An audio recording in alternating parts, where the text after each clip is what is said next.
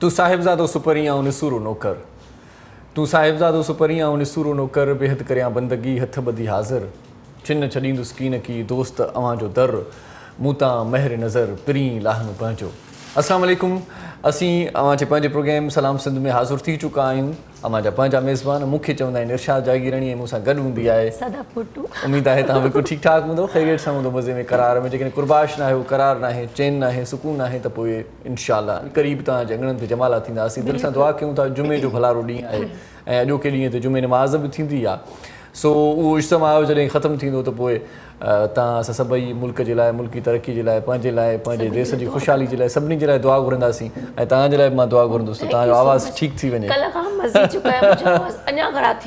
इहो तव्हां राति जो सेहरा ॻाया आहिनि, लाॾा ॻाया आहिनि, शादीअ में विया आहियो, तव्हां छा कयो आहे तव्हांजो आवाज़ु ईअं थी वियो आहे? मां त ॾिसो मुंहिंजे त गले जो मसइलो थी वियो आहे, पर जेके असांजे ॾिसंदड़ आहिनि मां उन सभिनी खे चवंदसि प्लीज़ पंहिंजो ख़्यालु रखिजो।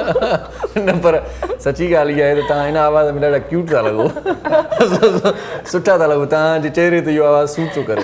सो असां इहो हरगिज़ नथा चाहियूं त तव्हां सदाईं इन आवाज़ में, अॼोको ॾींहुं ॾाढो मज़ेदार हूंदो असांजो ऐं तव्हांखे ॾिसंदा रहंदा। बहरहाल तव्हांखे वरी ॿी मुबारक बि हुजे त शाह अब्दुल लतीफ़ भिटाई रहमतुल्लाह अलैह जो 277 उर्स मुबारक शुरू थी वियो आहे ऐं अॼु सूबे में आम मोकल आहे। शागिर्द बि माना हूअं ई कोरोना जे करे यको स्कूल बंदि हुया, अॼोको ॾींहुं वरी मोकल आहे ऐं सिंध सूबे में जेकी खाता आहिनि, सूबाई जेके खाता आहिनि, उहे सभई अॼु मोकल ते आहिनि, अॼु फ़रहत में आहिनि। कोरोना सभु तक़रीबूं जेको आहे उहो इंतिहाई निहायत अक़ीदत एतिराम सां त मल्हायूं वञनि थियूं, पर सादगीअ सां बि मल्हायूं वञनि थियूं। लतीफ़ एवॉर्ड जेको आहे सो उहो 4 अक्टूबर बरोज़ छंछर ते रखियो वियो आहे ऐं लतीफ़ साईं जे कलाम खे सम्झण जी बि ज़रूरत आहे, उनखे ॿुधण जी बि ज़रूरत आहे ऐं उनखे ॿियनि माण्हुनि ताईं पहुचाइण जी बि ज़रूरत आहे। ऐं लतीफ़ जो उहो कलाम, आफ़ाक़ी कलाम जेको हर दौर में छा त ॻाल्हि आहे न उनजी, जॾहिं बि ॿुधंदा आहियूं त मन लुभाइजी वेंदो आहे ऐं असीं कंहिं ॿिए कैफ़ में हली वेंदा आहियूं, असीं कंहिं ॿी दुनिया में हली वेंदा आहियूं। ऐं लतीफ़ साईंअ खे न सिर्फ़ु सिंध जो पर तक़रीबन समूरनि शाइरनि जो सरताज शाइर चयो वञे थो ऐं अज़ीम शाइर सम्झो वञे थो, आफ़ाक़ी शाइर सम्झो वञे थो। लतीफ़ साईं हाला जे वेझो भिटशाह ते पंहिंजो मस्कन क़ाइमु कयो ऐं भिट धणी जी दरगाह बि पाण चवंदा आहियूं ऐं लतीफ़ साईंअ खे ॿिया बि इलाही लक़ब ॾींदा आहियूं पाण, सेवाणी सरकार, लतीफ़ सरकार, सो सेवाणी सरकार भले कलंदर साईं खे चवंदा आहियूं, लतीफ़ सरकार चवंदा आहियूं, माफ़ु कजो। सो असांजो इश्क वरी सभिनी सां आहे न, हा, भिट जो घोटु चवंदा आहियूं। सो भिट जो घोटु चवंदा आहियूं ऐं गॾोगॾु लतीफ़ साईं जी मज़ार ते हाज़ुरी अॼु भरी वेंदी ऐं मुख़्तलिफ़ जेकी चूंडियल नुमाइंदा आहिनि उहे दरगाह ते चादर चाढ़े बाक़ाइदा तक़रीबुनि जो इफ़्तिताह कंदा। ऐं अॼु वरी ॾुख जूं ॿ ख़बरूं बि मूंखे सुबुह सुबुह सां मिलियूं आहिनि। ऐं जॾहिं ऑफिस अची रहियो हुउसि त जॾहिं बि सोशल मीडिया जो इस्तेमालु कयूं था, सुबुह सुबुह सां अपडेट्स वठंदा आहियूं, ॼाण वठंदा आहियूं छा थियो आहे। अॼु सिंध जो हिकिड़ो तमामु वॾो लीजेंड अदाकार जंहिं PTV खां शुरूआति कई, सिंधी ड्रामा हुन तमामु घणा कया, सिंध TV सां हुनजो तमामु वॾो नातो रिश्तो रहियो ऐं तमामु मुख़लिस ऐं शफ़ीक़ माण्हू, मुहबत ॾींदड़ माण्हू, न कंहिंजी एरे में न गेरे में, तमामु इंतिहाई प्यारु कंदड़ शख़्स लतीफ़ मुनो साहिबु असांखां मोकिलाए वियो ऐं असीं हुनजे लाइ बि दुआ कयूं था त अलाह साईं उनखे पंहिंजे जन्नत में जाइ ॾिए ऐं उनखे सदाईं ईअं खणी चऊं त जीअं हीअ ज़िंदगी उन ॾाढी सुठी गुज़ारी हिते, आख़िर में त क़िस्म पुरसी वारी ज़िंदगी हुई हुनजी, आख़िरत उनजी भली थी वञे, दुआ कयूं था इहा। ऐं ॿी ॾुख जी ख़बर इहा असांखे पहुती त सिंध TV न्यूज़ जो असांजो साथी हकीम सेठार साहिबु जेको हिकु रोड हादसे में 2 महीना पहिरियां ज़ख़्मी थियो हुयो ऐं काफ़ी अरसे खां उहो अस्पताल में एडमिट हुयो ऐं उहो वेंटिलेटर ते हुयो, वेंटिलेटर खां उनखे हटाए वियो त दिलि खे थोरी दिलजाए थी त हाणे कुझु मिड़े बहितरु थींदो। सो राति अचानक सां कुझु दोस्तनि पोस्टूं रखियूं त उनजी तबियत नाज़ुक थी वई आहे, त दिलि में हिकु धकु लॻो त अलाह ख़ैरु करे, बसि हाणे लॻे थो त कुझु थी वेंदो, पर उहो जीअं दिलि में सोचियोसीं पए बसि अलाह साईं खे मंज़ूर इहो हुयो, छो त उनजी जेका कंडीशन हुई उहा इहो ॿुधाए पई त शायदि हीअ हाणे असांखां मोकिलाईंदो ई सही। सो अॼु असांखां मोकिलाए वियो। हकीम सेठार जूं तमामु घणियूं ख़िदमतूं आहिनि, सिंध TV असां सलाड़ियल रहियो, सिंध TV सखर में पहिरियां उन शुरूआति कई ऐं सिंध TV सखर मां रिपोर्टर तौरु शुरूआति करे कोयटा में जॾहिं वियो त कोयटा जो ब्यूरो चीफ मुक़ररु कयो वियो, पोइ वरी कराची में आयो, हेड ऑफिस जो रिपोर्टर रहियो। सो बहरहाल अॼु असांखां तव्हांखां सभिनी खां मोकिलाए वियो हकीम सेठार ऐं यकीनन तव्हां असांजे लाइ बि इहो पैगाम आहे, असांजे लाइ बि इहो सनीहो आहे त कंहिं वक़्तु बि तव्हां ऐं असांजो कंहिंजो बि वारो अची सघे थो। सो अहिड़ा कम कजनि, अहिड़ो नेक अमल कजे जो जेकॾहिं वञूं बि हलिया त माण्हू सुठनि लफ़्ज़नि में यादि कनि ऐं किरदारु रहिजी वेंदो आहे, ॻाल्हियूं रहिजी वेंदियूं आहिनि, सुठायूं रहिजी वेंदियूं आहिनि, चङायूं रहिजी वेंदियूं आहिनि, बाक़ी कुल फ़ना अजाई अना आहे हिन इंसान खे। सो अॼोको प्रोग्राम ॾाढो सुहिणो शानाइतो मानाइतो थींदो हमेशह जीअं। अॼु मां माना फुल मूड में ॻाल्हाईंदुसि। अॼु हीअ इंटरप्ट न कंदी छोकिरी विच विच में माना सुवाल कंदी आहे त पोइ मुंहिंजो सुवालु रहिजी वेंदो आहे। अॼु रुॻो हिनखे खिलण जे लाइ विहारियो आहे पर हिन जा टैक उहे उन स्टाइल में हुन जा टैक नथा अचनि। सो बहरहाल तव्हां मौजूदु आहियो असांजे लाइ इहो ई काफ़ी आहे, इहो ई गंज आहे। ऐं असां सां गॾु अॼु जेको दोस्त आहे पाण रेडियो पाकिस्तान ते ॾाढो सुठो अदाकार सदाकार ऐं स्टेज जो तमामु ज़बरदस्त अदाकार ऐं ख़ासि तौर ते सुठो शाइर बि आहे। जॾहिं शाइर ईंदा आहिनि मुंहिंजे प्रोग्राम में त पोइ मूंखे वरी ख़ुशी वधीक थींदी आहे त मुंहिंजे ई फील्ड जा माण्हू अची वेंदा आहिनि। सो पाण थोरो घणो राग सां बि उन्हनि जो लॻाव आहे ऐं उस्ताद ख़ान साहिबु ग़ुलाम अली संदीले साहिब सां तमामु घणी उन्हनि जी दोस्ती रही। ज़रूरु उन्हनि खां बि कुझु न कुझु पिरायो हूंदो, उन्हनि खां थोरो अॼु राग बि ॿुधंदासीं, शाइरी बि ॿुधंदासीं ऐं रेडियो पाकिस्तान जो एक्सपीरियंस उन्हनि जो कीअं रहियो। टीवीअ ते त माण्हू परफॉर्मेंस कंदो आहे त चहिरो बि ॿुधाईंदो आहे, हथ बि ॿुधाईंदा आहिनि, बॉडी लैंग्वेज पूरी ॿुधाईंदी आहे त हीउ कहिड़े क़िस्म जो करेक्टर आहे ऐं छा अदाकारी करे रहियो आहे। पर रेडियो जी अदाकारी इंतिहाई ॾुखी आहे छो त हुन में सभु फीलिंग्स डायलॉग्स वसीले ॾिनियूं वेंदियूं आहिनि ऐं माण्हू खे ॿुधायो वेंदो आहे त हीअ कैफ़ियत हिन वक़्तु अदाकार ते कहिड़ी तारी आहे। सो रेडियो पाकिस्तान जी अदाकारी खां वठी स्टेज ऐं टीवीअ जी अदाकारी ताईं हुनजो हिकिड़ो ॾाढो सुठो सफ़र आहे। भलीकार चऊं था असां पंहिंजे मानाइते साथी वफ़ा दिलदार खे। अस्सलाम वालेकुम, कीअं आहियो साईं? ठीकु आहियो? ख़ैरियत सां मज़े में? तव्हां सुन टीवी ते तमामु घणा ड्रामा कया आहिनि ऐं उन्हनि ड्रामनि जो पाण अॼु ज़िक्र कंदासीं। तव्हां सां ॾाढी ज़बरदस्त कचहरी करण वारा आहियूं पाण ऐं इन सां गॾो गॾु अॼु ॿियो हिकिड़ो फ़नकार बि असां सां गॾु आहे, ॾाढो सेबतो सुहिणो फ़नकार आहे। ऐं जीअं उस्ताद ग़ुलाम अली संदीले साहिब जो मूं ज़िक्र कयो, ग़ुलाम अली संदीले साहिब जा इलाही कलाम तमामु घणा पॉपुलर रहिया आहिनि ऐं तमामु घणो ज़बरदस्त रागी ऐं जंहिं वक़्तु बि जंहिं महफ़िल में ॻाईंदो हुयो त हिकिड़ो वजद तारी थी वेंदो हुयो। हुनजो स्टाइल अनोखो हुयो, हुनजो पंहिंजो अंदाज़ हुयो ऐं असांखां मोकिलाए वियो ऐं पर पंहिंजूं यादूं छॾे वियो आहे, पंहिंजा कलाम छॾे वियो आहे, पंहिंजा गीत छॾे वियो आहे। तोखां न मिलियो प्यार घुरणु मूं छॾे ॾिनो, मञियो न तो जे अर्ज़ु करणु मूं छॾे ॾिनो। ऐं आख़िर में हिकिड़ो कलाम ॾाढो वेंदे वेंदे जॾहिं आख़िरी ईअं खणी चऊं त मोकिलाणीअ खां अॻु में जेको पॉपुलर हुनजो कलाम रहियो उहो पहिरें उघाड़े पुगासीं पिरी तुंहिंजा सलाम जो सलाम जो पोता पैगाम जो पोता। सो अॼु उन्हनि जो भाइटियो असां सां गॾु आहे, असांजी ख़ुशबख़्ती आहे, ख़ुशकिस्मती आहे त उनजूं सिकूं बि लाहींदासीं। फयाज़ अली संदीले साहिब खे भलीकार चऊं था। साईं ख़ुशि आहियो? तबियत ठीकु आहे? वॾी महिरबानी, लख थोरा तव्हां असां सां गॾु आहियो ऐं तव्हांखे अॼु ॿुधंदासीं बाक़ाइदगीअ सां। उबदार अली बि असांजी ढोलक ते मौजूदु आहे। उबदार साईं भलीकार चऊं था, वॾी महिरबानी। मां जीअं ॻाल्हायां तव्हां हुननि इशारो कंदा वञो त ख़बर पए तव्हां बि असां सां गॾु आहियो। इहो उबदार आहे ऐं हीअ आहे मोहरम नाज़ जंहिंखे असीं भलीकार चऊं था। मोहरम साईं भलीकार, ख़ुशि आहियो? तबियत ठीकु आहे? अॼु ईअं खणी चऊं त PTV जो पुराणो दौरु पाण सारियूं मां ॻाल्हाईंदो वञा ऐं तव्हां इशारनि में ॿुधाईंदा वञो। जीअं PTV में न्यूज़ कास्टर्स हूंदा हुया, पोइ गुंगन ऐं ॿोड़नि खे वरी उहे तरबियत या ईअं खणी चऊं ॿुधाईंदा हुया त हिन ख़बर जो मक़सदु छा आहे। सो थी सघे थो त को अॼु असांखे गुंगू ऐं ॿोड़ो बि ॿुधंदो हुजे, ॾिसंदो हुजे। सवाल पुछण जे लाइ, पर तव्हां बि थोरो मैनेज कजो, ॻाल्हि खे सम्झण जी कोशिशि कजो। सो वफ़ा साईं कीअं आहियो? सभ खां पहिरियों ठीकु आहियो?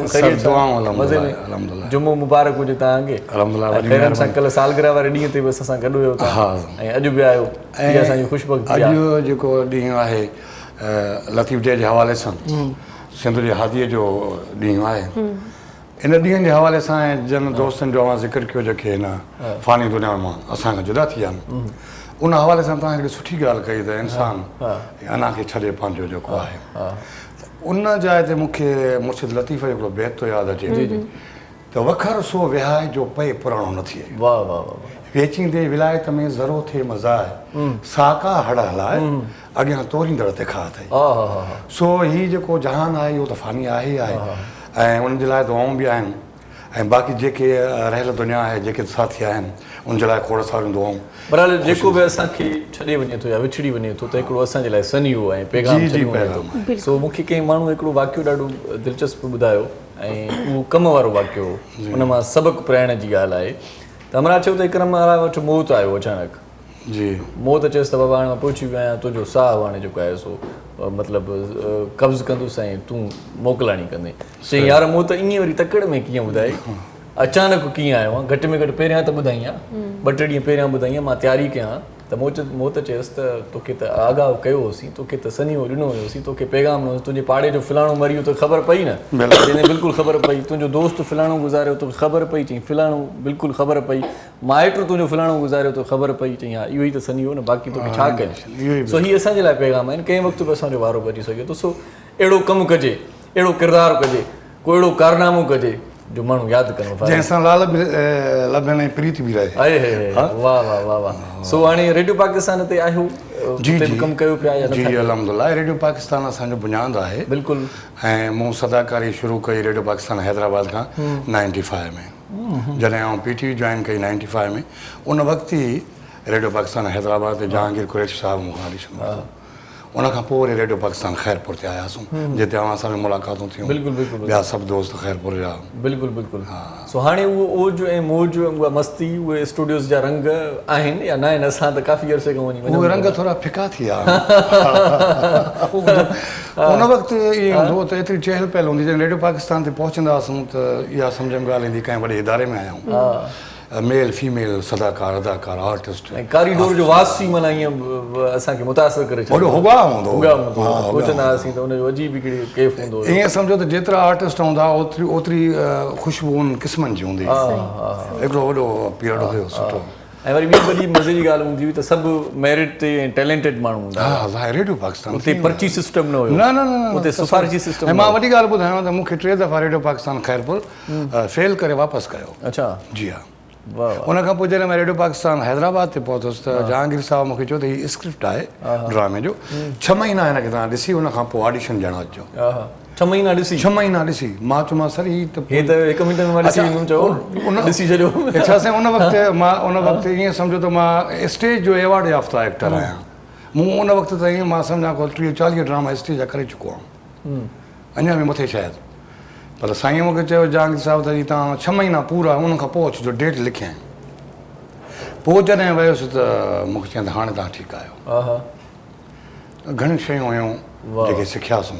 वाह वाह वाह। सिर्फ़ु सदाकारी कई या होस्टिंग में बि कॾहिं पाण खे आज़मायो अथव? स्टेज ते। स्टेज ते? अच्छा। जी वॾा वॾा कंसर्ट जेको हुया, जीअं सिंध जा के कुझु फ़नकार हूंदा जन सां न हूंदुसि, बाक़ी सभिनी सां as a compare as a host stage ते लाइव। माशाल्लाह। हा वॾा कंसर्ट कया। माशाल्लाह। सिंध TV ते तव्हांजो ड्रामो बि न शुरू थियो आहे, बल्कि इलाही थिया आहिनि। हाणे ताज़ो कहिड़ो थो हले?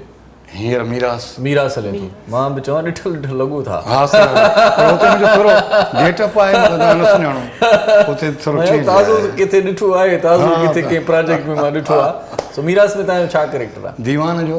आसू तो मल। हा यार लॻे बि दीवान थो।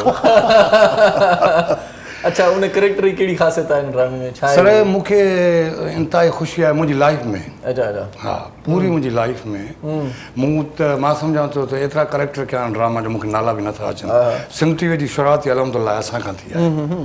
शुरूआती ड्रामा ई असां कया सिंध TV ते। त उन में इहो हुयो त हीउ जेको कैरेक्टर आहे, जी जी, सच इहो आहे त मदन फ़क़ीर जो कैरेक्टर आहे। अच्छा।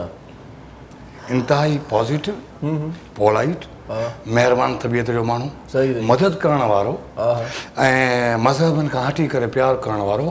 ऐं हिन माण्हू जो जेको कैरेक्टर आहे आसूदे मल जो जेको आउं कयां पियो, इंतिहाई शफ़ीक़ इंसानु आहे। उन जेको मां एग्ज़ाम्पल ॾियां, ड्रामो सभई क़िस्तूं शायदि तव्हां न ॾिठियूं हुजनि। जेकॾहिं कंहिं उन ॻोठ में मुस्लमान न्याणीअ जी शादी थी थिए त ॾाज ई थो ॾिए, पर जेकॾहिं को मुस्लमान ध्यानु नथो करे वञे यानी मरी थो वञे त कांध पोइ ई थो करे। माना एॾो शफ़ीक़ माण्हू आहे। हूअं बि दीवान वाणिया पंहिंजे सिंध जा पुराणा रहाकू आहिनि ऐं हिकिड़ो इतमाद बि उन्हनि ते हूंदो आहे माण्हुनि जो। पाण जेकॾहिं पंहिंजी ॻाल्हि कयूं त असांजे घर जूं जेके आहिनि ज़ाइफ़ाऊं, जेकॾहिं को सोन बि ठहाराईंदियूं त चवंदियूं त को दीवान हुजे सोनारो, इहो माना बेईमानी न कंदो। माना दीवाननि ते वॾो हिकिड़ो इतबार आहे, पंहिंजो पाण ते इतबार न रहियो आहे। छो इन्हनि जी हिकिड़ी साख वेठल आहे, को बि धंधो कंदा, को बि सौदो कंदा, का बि ॻाल्हि उन्हनि जी माना हिकिड़ी ख़ालिस हूंदी, निज ॻाल्हि हूंदी। पर पाकिस्तान जा जेके बि बहितरीन कारोबारी इलाइक़ा अथव उते दीवान ज़रूरु हूंदा। हा हा हा।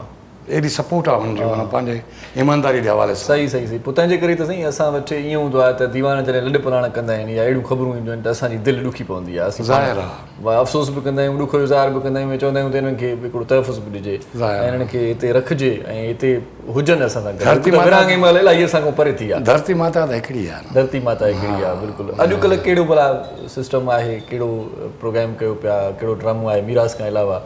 ज़ाती ज़िंदगी किथे आहे? ताज़ी ज़िंदगी रोड़ीअ में आयो, रोड़ीअ में कंबर में आयो, पिरीअ वटि आयो, प्यारनि वटि आयो। प्यारनि सां गॾु आहियूं। हूअं बि मुंहिंजो पाकिस्तान छा पर बरे सगीर जे हिकिड़े इंटरनेशनल शहर सां तालुक़ु आहे जेको हींअर खंडरात आहे, अरोड़। अच्छा अच्छा जी हाँ, सिंध जे गादीअ जो हूंदो पुराणो। असल में रोड़ीअ खां 5 किलोमीटर परे आहे। मुंहिंजो तालुक़ु उन शहर सां आहे, अरोड़ सां। अच्छा अच्छा जी हाँ, तालुक़ु उते पर रिहाइश किथे आहे? ॻोठ आहे पंहिंजो, अरोड़ में आहे। जी जी, भर में। यार वाह वाह, रोड़ीअ जे भरिसां ई। हा, 5 किलोमीटर परे। सही सही। ख़ान साहिबु उस्ताद गुलाम अली संदीली सां हर वक़्तु गॾु हूंदा हुआ। ऐं ॾिसंदो उस्ताद, हा बिल्कुलु, तक़रीबन गॾु हूंदा हुयो। का परे जी महफ़िल हुजे त मथां न वञोसीं, बाक़ी हूअं गॾु हूंदा हुआ। न परे जी, कराची ताईं में मूंखे जेसीं ताईं गॾु न खणंदो न ईंदो, चवंदो पहिरियों हल तूं पहिरियों। या मिसाल ॿिया वॾा प्रोग्राम मिलंदा उते मूंखे गॾु खणी वेंदो। साईं रेडियो पाकिस्तान जे स्टूडियोज़ में ख़ासि तौर ते 2-3 कचहरियूं मुंहिंजियूं बि थियूं मुख़्तार मलिक साहिब जे ऑफिस में। हा बिल्कुलु, तमामु घणा हिक ॿिए खे मोहबत ॾींदड़ हुआ, पर हूअं ज़ाती ज़िंदगी में ॾाढो भलो माण्हू हो। इंतिहाई वॾी हुन में ख़ूबी इहा हुई त महिमान नवाज़ हो। माना हुननि जो ओताक ते 5 खां 10 माण्हू डेली हूंदा हुआ। सही सही सही। पोइ उहे सिंगर हुजनि, शाइर हुजनि या म्यूज़िक खे पसंदि करण वारा माण्हू हुजनि। सही सही सही। मूंखे हिकिड़ी ॻाल्हि यादि आई, उनजी मोहबत ऐं सादगी ऐं वॾाई खोर न हुयो, लयबाज़ न हुयो। सचल साईं जो मेलो हुजे, फनकार इलाही हुते पीउ हूंदी, हर को चवंदो मूंखे वारो ॾियो, मूंखे वारो ॾियो। मां पहिरियों को चवंदा मां सीनियर आहियां, मूंखे पहिरियां हे जूनियर ॻायो छा, त हीउ यार पंहिंजे माना दरवेशीअ में वेठो हुयो। मुख़्तार साहिब जंहिं महिल वारो ॾियो असां जंहिं महिल वारो ॾियो ख़ुदि ते हुनखे एतमाद हो न। हा, असां जंहिं महिल ईंदासीं महफ़िल मचाए वेंदासीं ऐं ॿियनि लाइ कुझु न पचाए वेंदासीं। अहिड़ी साई वठूं था, मोटी अचूं था त पोइ फयाज़ साईं खे ॿुधूं था। सो असां सां गॾु रहिजो, तव्हां बि ॾिसंदा रहिजो पंहिंजो प्रोग्राम सलाम सिंध।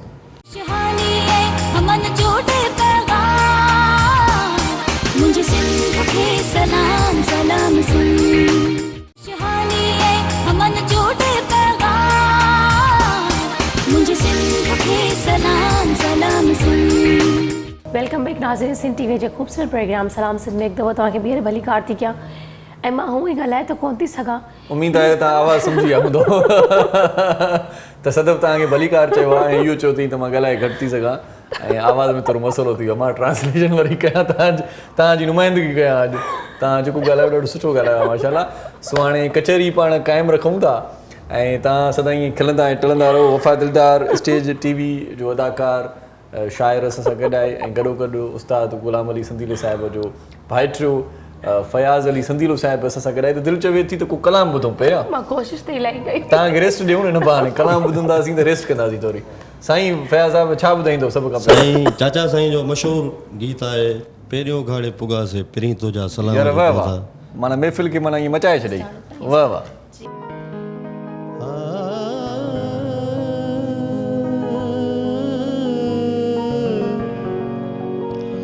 महबूब चयो पहुचो अची पहुतो हाँ, तल दूर हुई राह पची पहुतो हाँ, मुझो ही ॾिसी हाल ओ न कर गम सुहणा,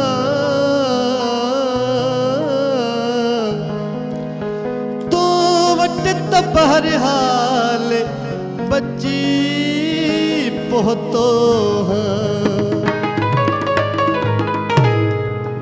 पहिरीं उघाड़े पुगा से पहिरीं तुंहिंजा सलाम जो पहुता। ओ पहिरीं उघाड़े पुगा सजना तुंहिंजा सलाम जो पहुता, सलाम जो पहुता, पैगाम जो पहुता, सलाम जो पहुता, पैगाम जो पहुता। हिकु मिंट बि कोन वेठास सजना तुंहिंजा सलाम जो पहुता। ओ पहिरीं उघाड़े पुगास पहिरीं तुंहिंजा सलाम जो पहुता।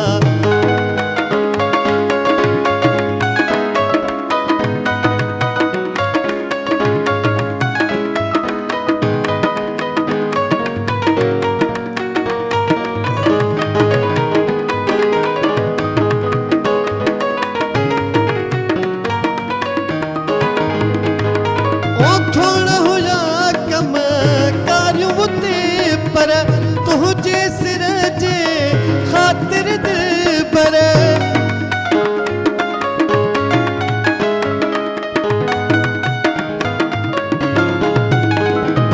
ओ थोड़ा होया कम कारियूं ते पर तुझे सिर जे ख़ातिर दिलबर उन वेले सोथियास सजण तुझा सलाम जो पहुता उन वेले सोथियास पिरी तुझा सलाम जो पहुता पैगाम जो पहुता सलाम जो पहुता पैगाम जो पहुता हिकु मिंट बि कोन वेठास सजण तुझा सलाम जो पहुता ओ पेरी उखाड़े पुगास पिरी तुझा सलाम जो पहुता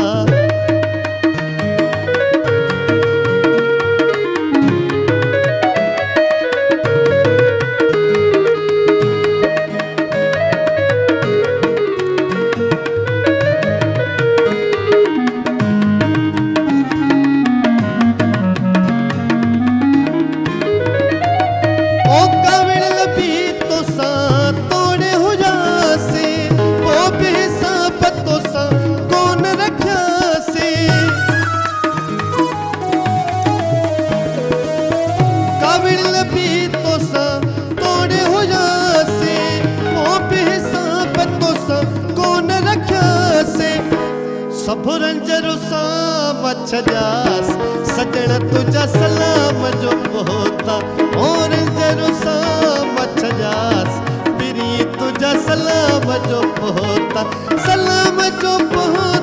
पैगाम जो पहुता सलाम जो पहुता पैगाम जो पहुता हिकु मिंट बि कोन वेठास सजण तुझा सलाम जो पहुता ओ पेरी उखाड़े पुगास पिरी सलाम जो पहुता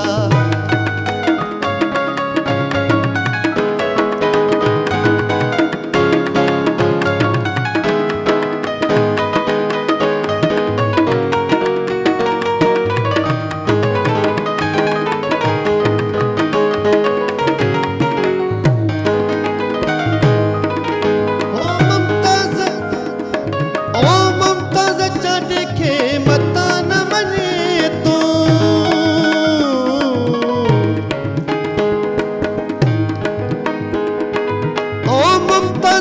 देखे मता न मने तू हुकुम तुझो छा थो चवे तू अची कदमन मल झिकिरियास सजण तुझा सलाम जो पहुता ओ पिरी उघाड़े पुगास पिरी तुझा सलाम जो पहुता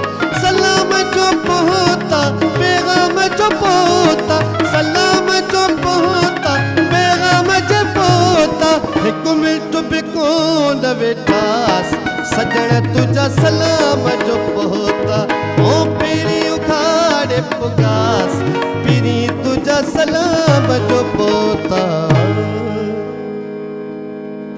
वाह सही पिया साईं वाह मज़ो अची वियो जस्टर में ॿुधाए सघां थी वाह वाह ज़बरदस्त ज़बरदस्त अॼु तव्हांखे अंदाज़ो थियो हूंदो त आवाज़ ख़ुदा जी नेमत आहे इलाही नेमत आहे मां हिननि खे हिकिड़ी ॻाल्हि 4 दफ़ा सम्झायां थी हिनखे सम्झ में नथी अचे सम्झी वेंदा तव्हां सुभाणे ताईं सही थी वेंदो तव्हां एॾो परेशान न थियो मां जो अॼु तव्हांखे अंदाज़ो थींदो त आवाज़ ख़ुदा जी नेमत आहे पर हाणे ॻाल्हि इहा आहे त कलाम महिल मूंखे हिकिड़ी ॻाल्हि हिन कई उहो सुवाल बि ॾाढो ज़बरदस्त हुयो त चईं पए मां सम्झी वियुसि हिन जो सुवालु चईं पए त ही जेके कलाम ॻाइनि था फनकार पहिरियों उगाड़े पुगादे सलाम जो पोता उन वक़्तु माना हिकु मिंट बि कोन वेठासीं सभु रंज इन्हनि ई महबूबनि जो मथो फेरियो आहे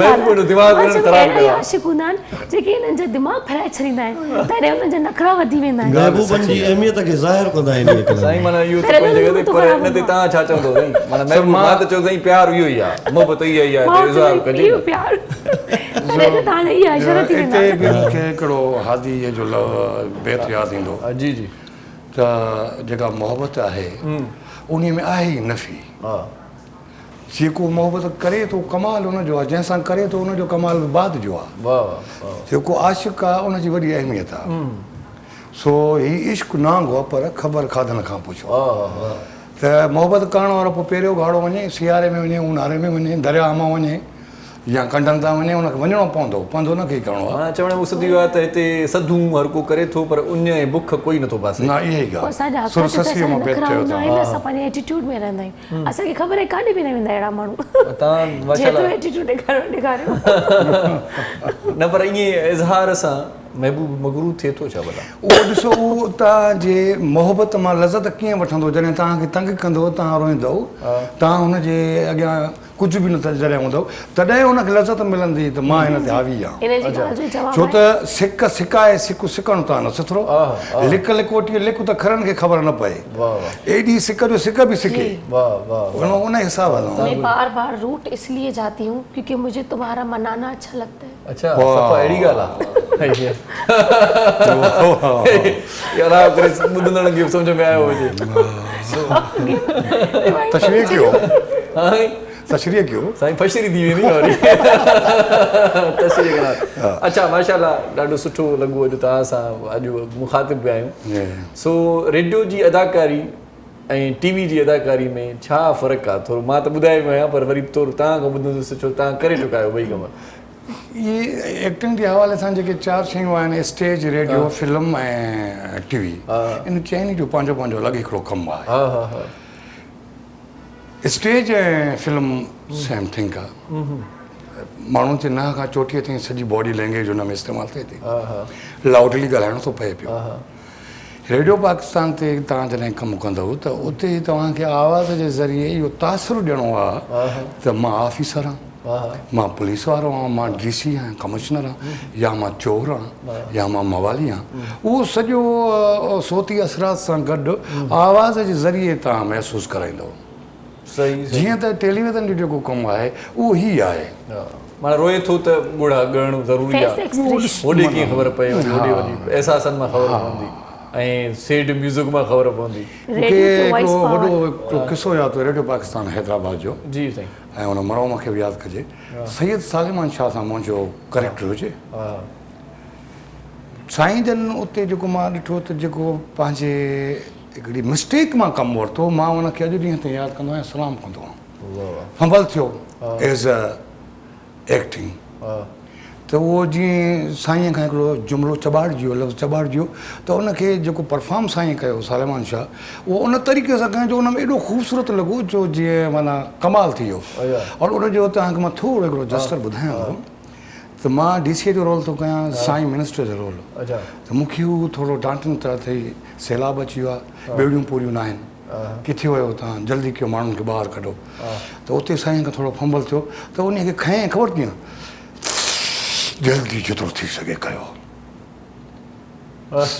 त उन मां ईअं महसूसु थियो साईं खे एॾो दर्द आहे माना त उहो जेके माण्हू ॿुधनि था उनजे लाइ माना इहो सड़ाट करे ॻाल्हाए मूं ॾिठो पुछो मां छा हो चई थोरो मसालो थी वियो हलियो उनखे मां उन में कन्वर्ट करे माना इहो सड़ाट बि सुर सां थी वियो सुर सां थी वियो उन माना ॿुधण वारो चवंदो त एॾे दर्द कैफ़ियत मां आहे इहे शयूं जेके सही सही तव्हां को अहिड़ो कॾहिं कयो ईअं को भंड यादि हुजे माना का अहिड़ी यादगिरी जेका शेयर कयो भंड त ॾिसो एक्टर रीटेक त ॾींदो ई ॾींदो आहे कहिड़ो बि हुजे प्लेटफॉर्म सवाइ स्टेज जे उते जेका शइ थी वई त थी वई बाक़ी त रेडियो पाकिस्तान ते बि रिकॉर्डिंग ई हूंदी आहे उनखां पोइ को जुमिलो तलफ़ुज़ ग़लति थियो उते त रिकॉर्डिंग आहे पर स्टेज ते को अहिड़ो भंड हुजे जिते हीड़ो थी वियो हुजे स्टेज ते कॾहिं कॾहिं डायलॉग विसरी ईंदा अथव हा स्टेज ते कहाणी खे बरक़रार रखण जे लाइ पोइ माना ज़हन ते ज़ोर ॾेई वरी सिस्टम खे सेट करिणो पवंदो मूंखे इहा ॻाल्हि खणी न बि करणु घुरिजे छो त हिन में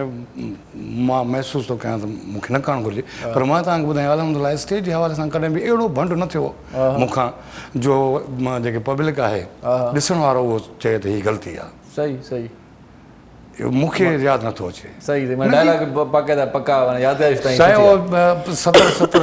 पेज यादि कंदा हुआसीं अच्छा पेज वाह वाह उन जूं एंट्रियूं ॿाहिरि काॾे वञिणो आहे अंदरि काॾों अचिणो आहे एॾो माना वॾो 6 महीना रिहर्सल थींदी त उन में पोइ सही सही सही सही हिकिड़ो तव्हांखे हिकिड़ो अजीब वाक़ियो थो ॿुधायां असांजो सिंध टीवीअ जो पहिरीं सेमाई में ड्रामो पियो ठहे रामकली अच्छा अजीब वाक़ियो वरी सिंध टीवीअ जो हा अच्छा ठीकु आहे। त उन में हिकिड़ो तव्हांखे अजीब ॻाल्हि थो ॿुधायां, माना रियल ॻाल्हि। हा उनजा डायरेक्टर नाज़िम ॾहर साहिबु हुजनि, ड्रामे जो नालो रामकली, जोगियुनि जी लाइफ ते ठहियलु हो, मुंहिंजो मेन रोल हो जोगीअ जो। पोइ मूंखे हिकिड़ी पासिंग ते वठी हलिया त ॻोठ हुजे त हितां तव्हां इहो महसूसु करायो त हिन ॻोठ मां तव्हां पिनी ऐं ॿाहिरि निकिता हो। अच्छा भिट हुजे, ॻोठ हुजे, परे पासे न घर हुजनि, हेॾो कैमराऊं लॻियूं। मूंखे चवंदा हिन भिट ते चढ़ी हेठि लही पोइ मथे चढ़जो त असां ॾेखारींदासीं त इहो जोगी हिन ॻोठ मां पिनियूं पियो अचे। मूंखे इहा ख़बर न हुई त परे पासे न कुता वेठा आहिनि। अच्छा हिकिड़ो वणो हुयो हुते, माना हेॾो त मां चढ़ी वियुसि। जीअं ई मां जोगीअ खे कुतनि जीअं ॾिठो त मूं ते 4-5 कुतनि हमलो कयो। अच्छा मूंखां बिरागिन खसिया, या लठ खसिया, गोदड़ी मुंहिंजी किरी पई। हे पोयों बीठा कुतों खिलनि बीठा त हलणो ॾे। आख़िर मुंहिंजो फटको किरी पियो कुतनि सां झेड़े में। माना कुतनि माना रियल जोगी सम्झी, मूं ते ईअं सम्झ जीअं अटैक थींदो आहे ईअं। पोइ आख़िर में मस मां जान छॾे, उहो सॼे उहो सामान जेको किरी पियो हुते छॾे हेठि भॼी आयुसि। बाबा हुननि वरी इहो सोचियो हूंदो न फ़क़ीर पिनंदो रहे, कुता भौंकंदा रहनि। हा हुननि त इहो सोचियो। पंहिंजो कमु कंदो रहे। तव्हांजो कट त कयो, मूंखे त बचायो। सही सही। सो इहे इन क़िस्म जा अहिड़ा इवेंट थींदा। सही सही। भला कॾहिं पंहिंजी अदाकारीअ मां ज़ाती ज़िंदगी में को फ़ाइदो वरितो, किथे माना अहिड़ो सीन थियो हुजे जिते तव्हां चओ हाणे अदाकारी जी ज़रूरत आहे उस्ताद, हिते हे माण्हू जेको आहे न अदाकारी न कंदुसि त सम्झंदो ई कोन। हा ईअं त लाइफ में तकरीबन आहे, है न। पोइ माण्हू चवंदा आहिनि यार ॾिठई अदाकारी वाह जी करे। हा पोइ चवंदा आहिनि अदाकार आहे, अदाकारी करे।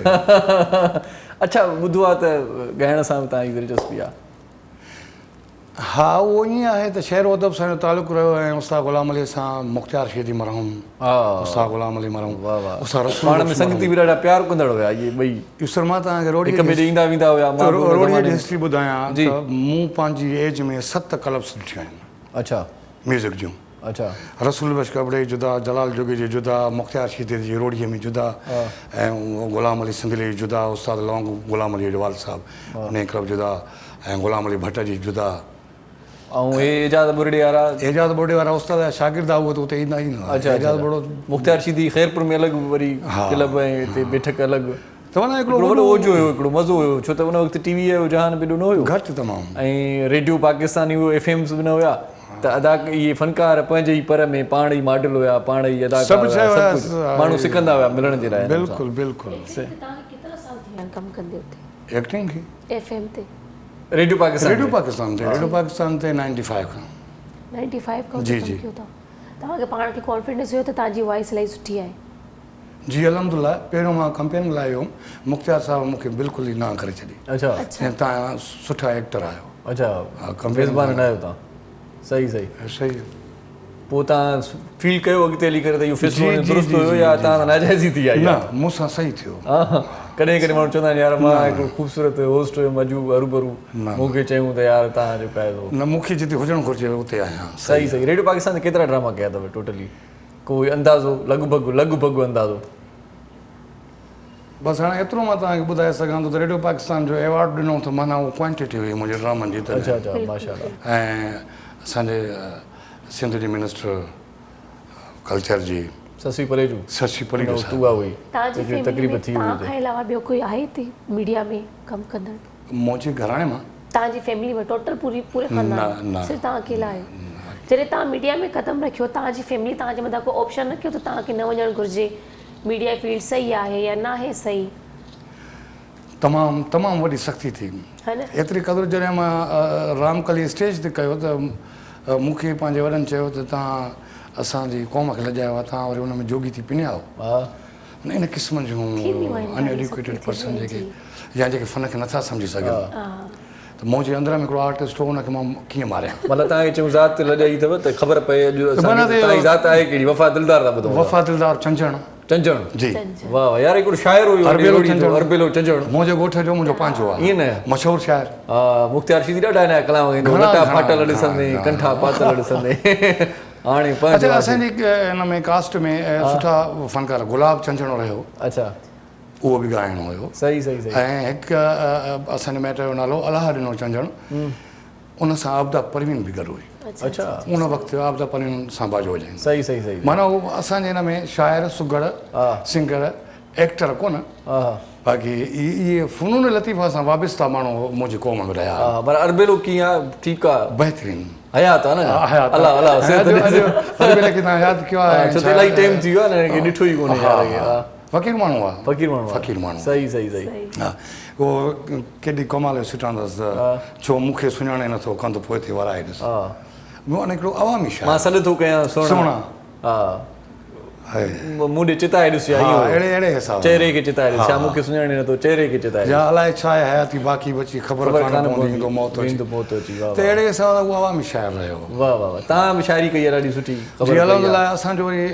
थोरो ईअं हुयो त अवामी त घटि ई अदब सां जो तालुक़ु हुयो त उन हिसाब सां आउं पहिरियों शाइर आहियां उन खां पोइ सदाकार पोइ अदाकार अच्छा जी हा तव्हां कोई शाइरी जो बुक वग़ैरह लिखण जो कुझु सोचियो आहे? किताब जो मवादु आहे आहे छपरायो न आहे छो न छपिरायो आहे तव्हां जीअं असां कल्ह जेके हिकिड़ी किताब जी ॿिए ॼाणे बल्कि हिकु ॿ ॾींहं जी पुराणी जी ॻाल्हि आहे हिकिड़ो बुक आयो हुयो असां वटि हिकिड़े माण्हू वॾी शाइरी रखियूं हुयूं पाण वटि उहा ई जेकी हुनजो नालो मूंखे हाणे यादि नथो अचे उनजो नालो मां यादि न कयां भले पर तव्हांजो आवाज़ु सही थी वियो आहे माशाल्लाह थोरो थोरो चलो शुक्र आहे शायदि जेको असर करे छॾियो आहे उहो कंबर अली उनड़ो हुयो जी त उन्हनि बि उनजे वफ़ात खां पोइ उनजी किताब छपिराई ऐं माशाल्लाह हुन में इलाही सुठी सुठी शाइरी लिखियलु हुई हाणे तव्हां बि चओ था त किताब जेतिरो मूं वटि मवादु आहे पर मां किताब न आहे छपिरायो न मां प्रोसेस में आंदो आहे हुनखे पर तव्हां हिन ते थोरो फोकस कजो पंहिंजी शाइरी माण्हू ताईं ज़रूरु पहुचाइजो जी काफ़ी फ़नकारनि ॻाई आहे उस्ताद ग़ुलाम अली काफ़ी ॻाई साईं जो वालिद साहबु हिन नालो न खणी सघियो उस्ताद मंसूर अली उस्ताद ग़ुलाम अली जो वॾो भाउ हुयुसि उन काफ़ी ॻायो मूंखे अच्छा अच्छा काफ़ी ॻायो वाह वाह ऐं मनोहर जिसकानी आहे हा उन भलो ॻायो लॻियो। जिनसार समो आहे उन ॻायो आहे वाह वाह ख़ुदि ई ॻाईंदो आहे ऐं उस्ताद जो पुटु फ़तेह अली आहे उहो ॻाईंदो आहे वाह वाह शाइरी काफ़ी दोस्त यार इहा भली ॻाल्हि आहे त शाइर पाण ठाहे पाण ई ॻाईंदा आहिनि अक्सर ईअं बि तव्हां ईअं कयो था। अॼुकल्ह ईअं सिलसिलो थी वियो तव्हां आहे ईअं कयो था। सभु ईअं था कनि पाण ठाहियो पाण ॻायो आहे मशहूरु बि उहे था ॾियनि हा को अलाह जे ॾिने मां को शेर ॿुधायो असांखे भला बिल्कुलु इरशाद थी वञे इरशाद वेठो आहे इरशाद जॻह इरशाद जे लाइ इरशाद इरशाद जॻह इरशाद थी वञे अखिड़ियुनि जे मिलाइण जी सज़ा ख़ूब ॾिनी थी अरे हे बेॾोह रुलाइण जी सज़ा ख़ूब ॾिनी थी वाह वाह कान साहब हिन ते कंपोज़िशन बि कई आहे गांव करे अच्छा हा अखिड़ियुनि जे मिलाइण जी मिलाइण जी सज़ा ख़ूब ॾिनी थी बेॾोह रुलाइण जी सज़ा ख़ूब ॾिनी थी जा ॻाल्हि पिरी प्यार जी परदे जे अंदरि हुई हा सभिनी खे ॿुधाइण जी सज़ा ख़ूब ॾिनी थी वाह वाह वाह वाह सभिनी खे ॿुधाइण जी सज़ा ख़ूब ॾिनी थी ग़ैरनि खे विहारे तो पंहिंजनि खे उथारियो हा ग़ैरनि खे विहारे तो पंहिंजनि खे उथारियो महफ़िल मां उथारण जी सज़ा ख़ूब ॾिनी थी वाह वाह वाह हीअ प्यार जो दामन वफ़ा छॾिणो न हुयो पर दामन खे छॾाइण जी सज़ा ख़ूब ॾिनी थी वाह वाह वाह वाह सही वाह वाह लॻे थो तव्हांजे लाइ इहो शेर न इहो तव्हांजे लाइ हो तव्हां घणो पिया ॻाल्हायो न ऐं इन जे लाइ आख़िरी बंदि साईं रब तोखे घणे ॻाल्हाइण जी सज़ा ख़ूब ॾिनी अथई सो असां तव्हां सां गॾु आहियूं इहो वरी भोग था कयूं अलाह साईं तव्हांजो आवाज़ु जल्दी बहाल करे सो नंढड़ी साई वठो भला पंहिंजे इन आवाज़ में पूरी कोशिशि कंदसि हलंदासीं हिकिड़े नंढड़े कमर्शियल ब्रेक जे तरफ़ ब्रेक खां पोइ जल्द वापसि था अचूं असां सां गॾु रहिजो सलाम से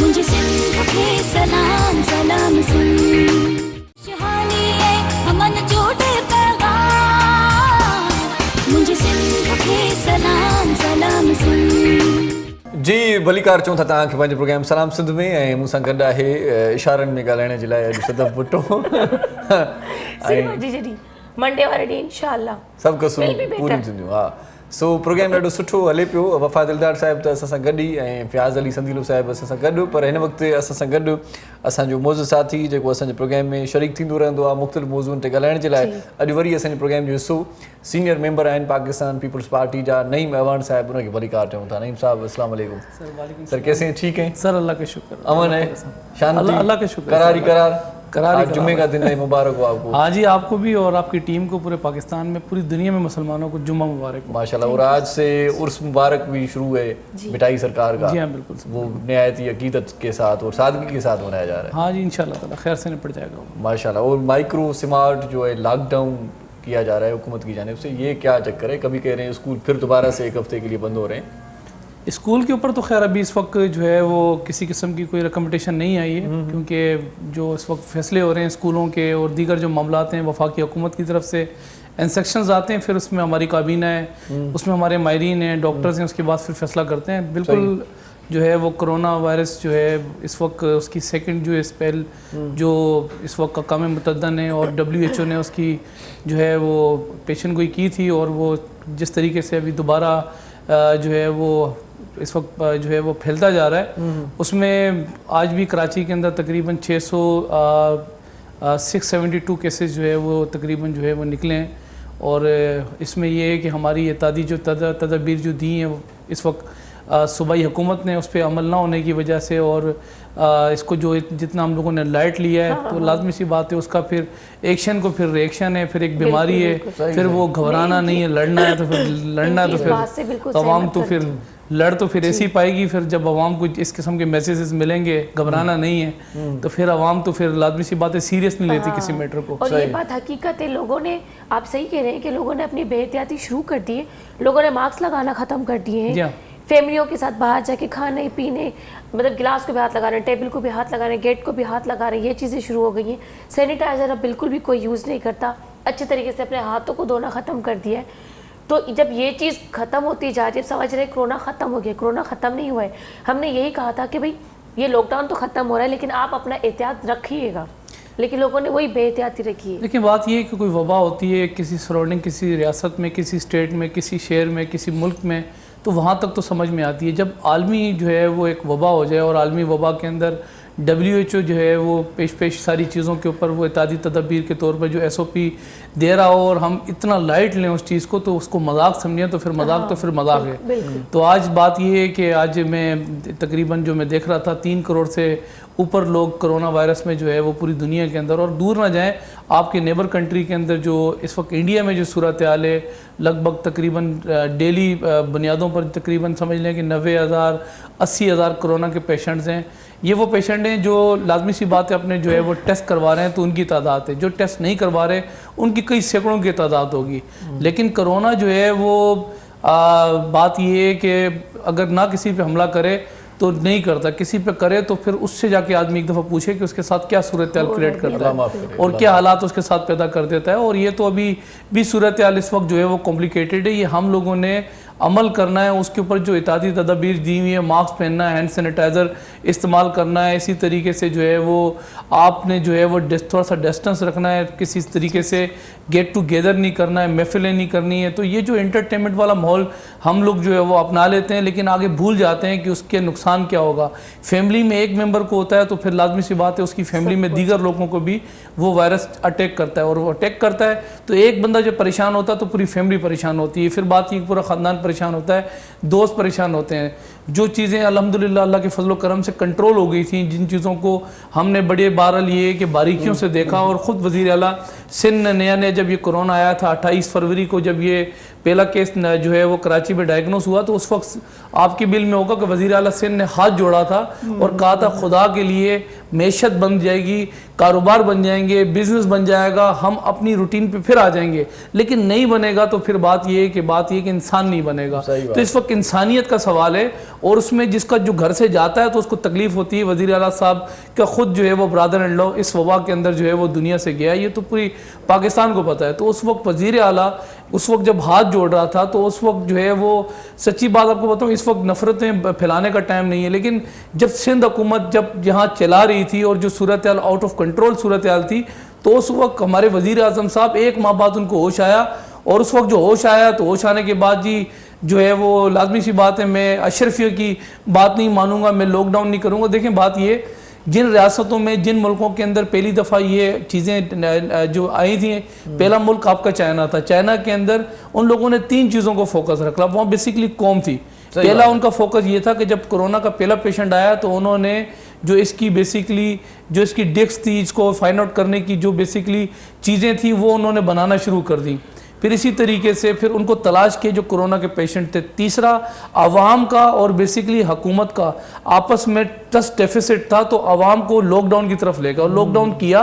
आज ये देख लें कि चाइना लॉकडाउन उसमें जो है कोरोना से बाहर निकल के आ गया है, तो आज वो निकल के बाहर आ गया है। वही चीज़ें सिंध हुकूमत ने भी अपनाई जो बेसिकली जो चीज़ें WHO ने दी, और उसमें WHO ने भी सराहा कि वज़ीर आला सिंध जो है वो बेहतरीन जो है इस पे जो है वो इस वक्त जो SOPs पे जो अमल करवा रहे हैं वो बेहतरीन अमल करा रहे हैं। लेकिन बाहैसियत कौम हमें इस चीज़ की फ़िक्र करनी चाहिए, ना कि सिर्फ हम रियासत का इंतज़ार करेंगे रियासत कुछ करेगी। मैं आपको बताऊँ अभी भी सूरत हाल हॉस्पिटल्स के अंदर, मैं कल इंडस में गया हूँ, इंडस अस्पताल के अंदर वो सूरत हाल जो हमने मार्च और अप्रैल में देखी थी, अल्लाह पाक माफ़ करे, अभी सूरत हाल वो क्रिएट होती जा रही है। जिना की सूरत हाल लोग मतलब अस्पताल के बाहर लगा हुआ था बोर्ड के भाई नो एंट्री, नो जो है वो स्पेस नहीं है हमारे पास अवेलेबल।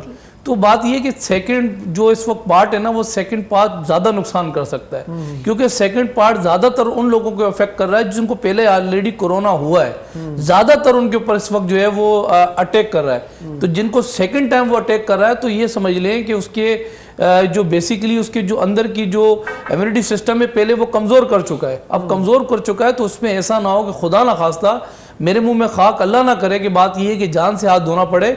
इस वक्त बाहैसियत हमें कौम इसका मुकाबला करना है, हमने इससे डरना है, हमने लड़ना नहीं है। खुदा के लिए वज़ीर आज़म साहब ने एक दो स्पीच कर दी थी कि लड़ना है, इससे लड़ना नहीं है सर, हमने इससे डरना है। ये एक वबा है, मतलब जंगली शेर है, हम उसको लड़ना है, जंगली शेर से नहीं लड़ सकते।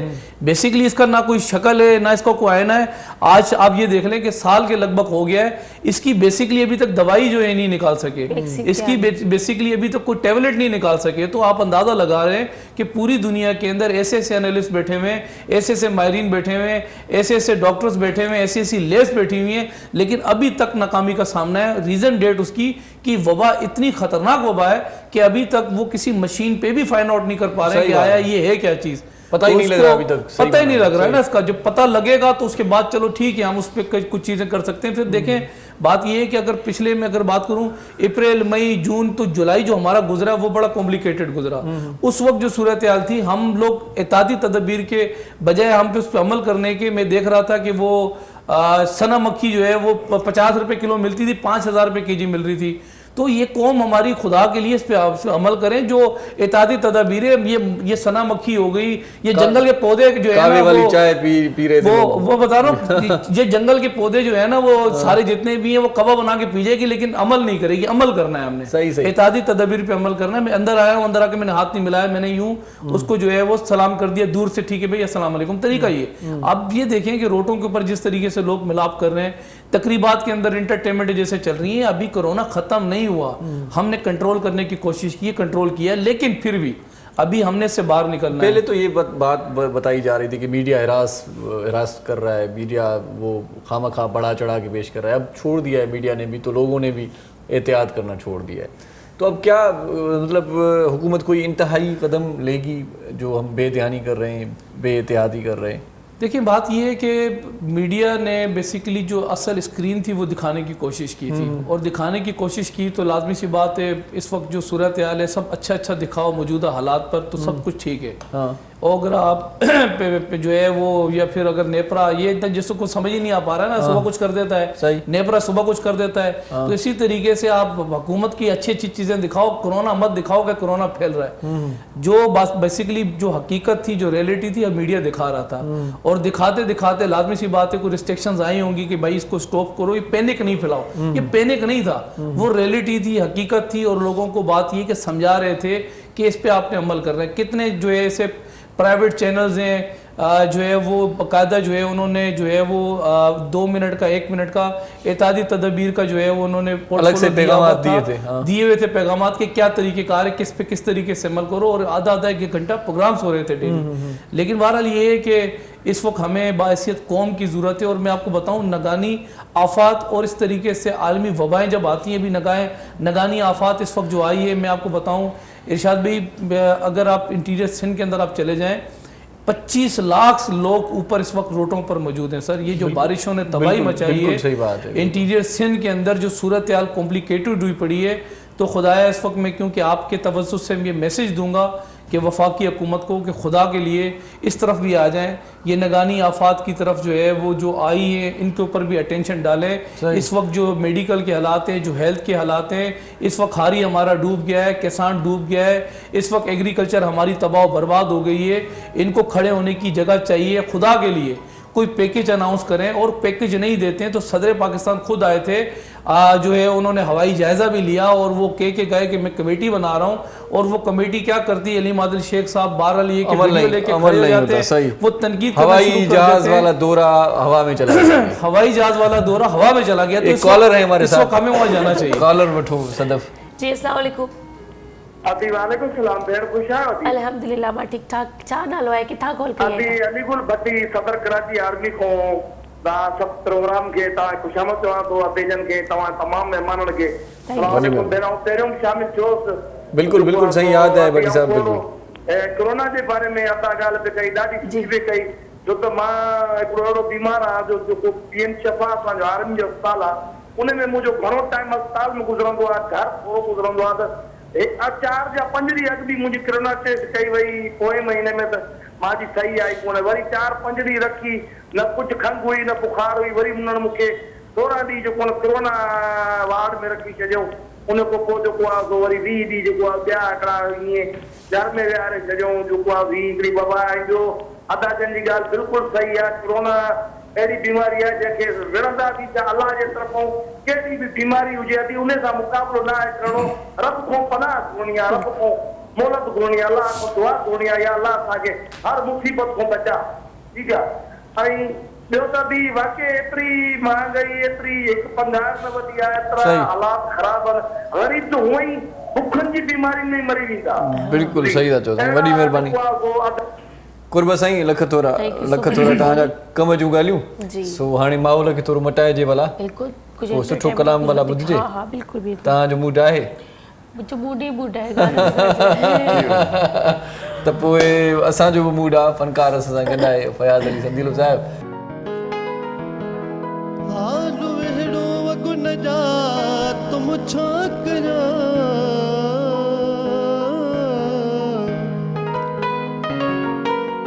नीहो डाठे साणुला तुम छा कया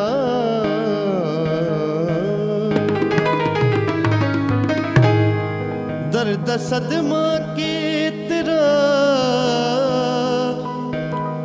ओ मिलिया करम बेवफा सा पे चुपा तुम छा कया तो खाना मिलियो प्यार घुरणो मुँह छॾे ॾिनो मञियो न तो जे अर्ज़ करिणो मञियो न तो जे अर्ज़ करिणो मुँह छॾे ॾिनो तोखां न मिलियो प्यार घुरणो मुँह छॾे ॾिनो तोखां न मिलियो प्यार घुरणो मुँह छॾे ॾिनो मञियो न तो जे अर्ज़ करिणो मञियो न तो जे अर्ज़ करिणो मुँह छॾे ॾिनो तोखां न मिलियो प्यार घुरणो मुँह छॾे ॾिनो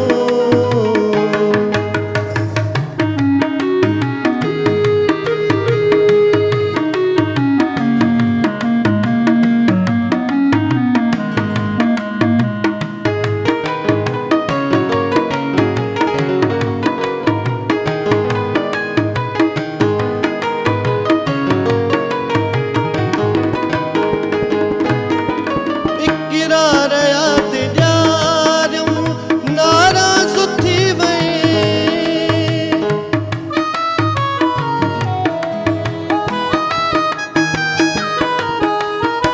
इक़रार याद ॾियारियूं नाराज़ थी वई तॾहिं सवाल को बि पुछणो मुँह छॾे ॾिनो तॾहिं सवाल को बि पुछणो मुँह छॾे ॾिनो मञियो न तो जे अर्ज़ करिणो मञियो न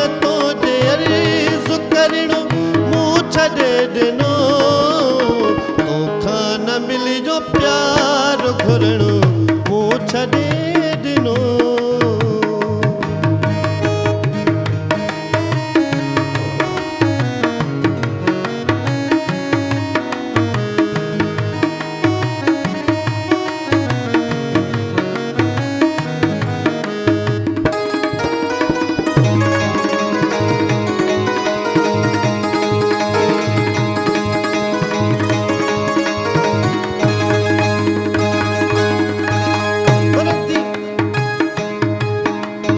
वरदीअ जे आसरे ते लिखिया मूं ख़त घणा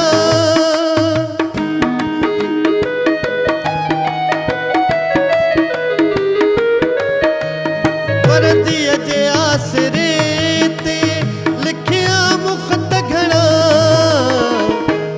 आयो न को जवाब लिखणो मूं छॾे ॾिनो आयो न को जवाब लिखणो मूं छॾे ॾिनो मञियो न तो जे अर्ज़ करण मञियो न तो जे अर्ज़ करणो मूं छॾे ॾिनो तोखां न मिलियो प्यार घुरणो मूं छॾे ॾिनो तोखां न मिलियो प्यार घुरणो मूं छॾे ॾिनो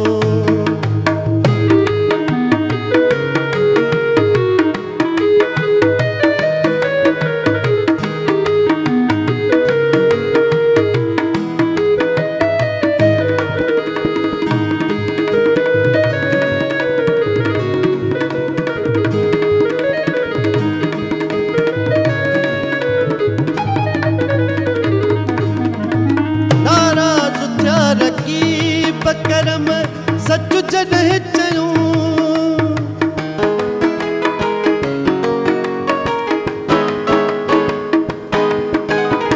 नाराज़ थिया रकीब करम सच जॾहिं चयूं तोखे थियो एतिराज़ चवणो मूं छॾे ॾिनो तोखे थियो एतिराज़ चवणो मूं छॾे ॾिनो मञियो न तो जे अर्ज़ करणो मञियो न तो जे अर्ज़ करणो मूं छॾे ॾिनो तोखां न मिलियो प्यार घुरणो मूं छॾे ॾिनो तोखां न मिलियो प्यार घुरणो मूं छॾे ॾिनो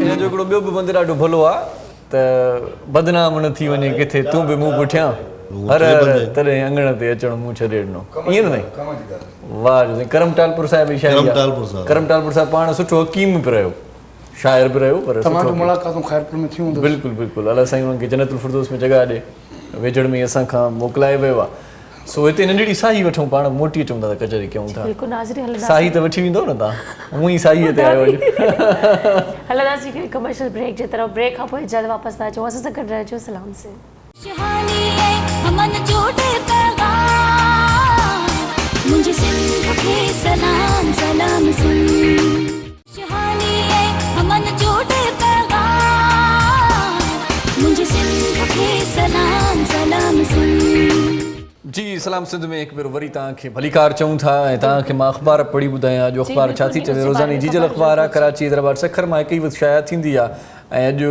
जुमे जो ॾींहुं 2 अक्टूबर 2020 मुताबिक़ 14 सफ़रुल मुज़फ़र 1442 हिजरी सिफ़ा 8 इन अख़बार जा ऐं क़ीमत इन अख़बार जी 20 रुपया आई वई MD अजीत कुमार आहूजा केक कटियो ऐं प्रोग्राम में जेकी माण्हू शरीक थिया उन्हनि जा नाला बि हिन अॼोकी ख़बर में कलोकी जेका सालगिरह हुई उन हवाले सां ख़बर में उन्हनि जा नाला बि ॾिना विया आहिनि ऐं सिंध TV जे सरवण डॉक्टर अब्दुल करीम राजपर साहिब जो बयानु छपियो वियो आहे त सिंध में फ़िक्री तब्दीली ऐं फ़िक्री इनक़लाब जी ज़रूरत आहे चेयरमैन डॉक्टर अब्दुल करीम राजपर ऐं MD अजीत कुमार पारां सथ ऐं ॾिसंदड़नि खे वाधायूं हाणे पढ़ूं था पाण ॿियूं ख़बरूं जेका लीड ख़बर आहे उहा वज़ीर आज़म साहिब जे हवाले सां छपी वई आहे त फ़ौज न हुजे हा त मुल्क जा 3 टुकड़ा थी वञनि हा नवाज़ शरीफ़ जी भारत मदद करे रहियो आहे वज़ीर आज़म साहिब जो इहो चवणु आहे ऐं मथां वरी नवाज़ शरीफ़ जी सुपर लीड ख़बर लॻाई आहे अख़बार त मुक़ाबिलो सिलेक्टेड सां नाहे जवाबु इमरान ख़ान खे आणींदड़नि खे ॾियणो पवंदो ऐं इन खां सवाइ जेके ॿियूं ख़बरूं आहिनि त पंजाब जे वॾे वज़ीर सां मुलाक़ात कंदड़ नून लीग जे 5 मेंबरनि खे पार्टीअ मां निकाली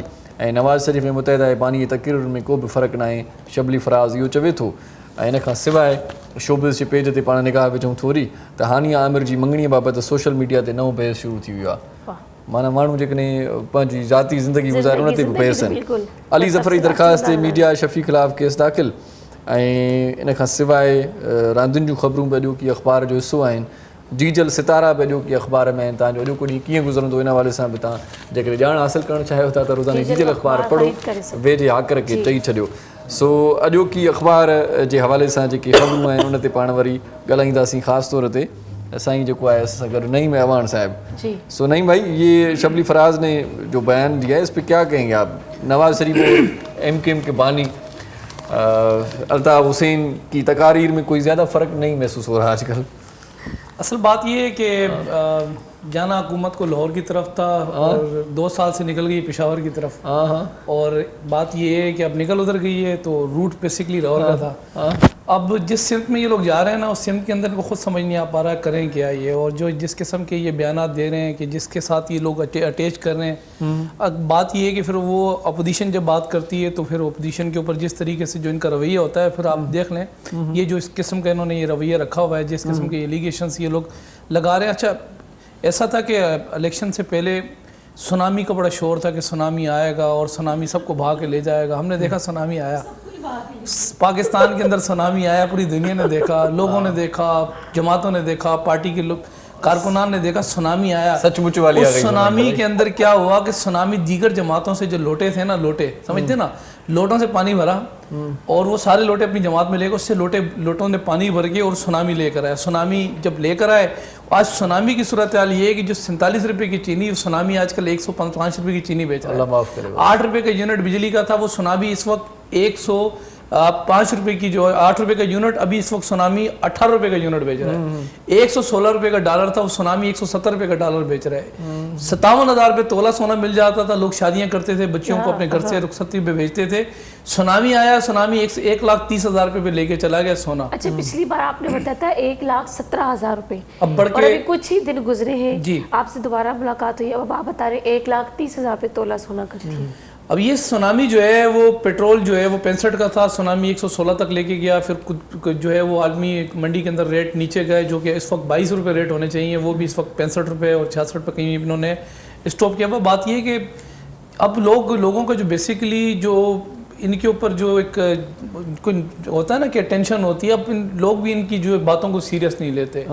फिर ये जिस बात के ऊपर ये कह रहे हैं कि बानी अल्ताफ़ हुसैन जो है वो नवाज शरीफ को रख दिया जाए, अल्ताफ़ हुसैन के साथ इसको अटैच कर रहे हैं। बात ये है कि जब उसको सज़ा दी गई थी ना, उस उन्हीं सालों के अंदर कुछ सज़ाएं हुई थी।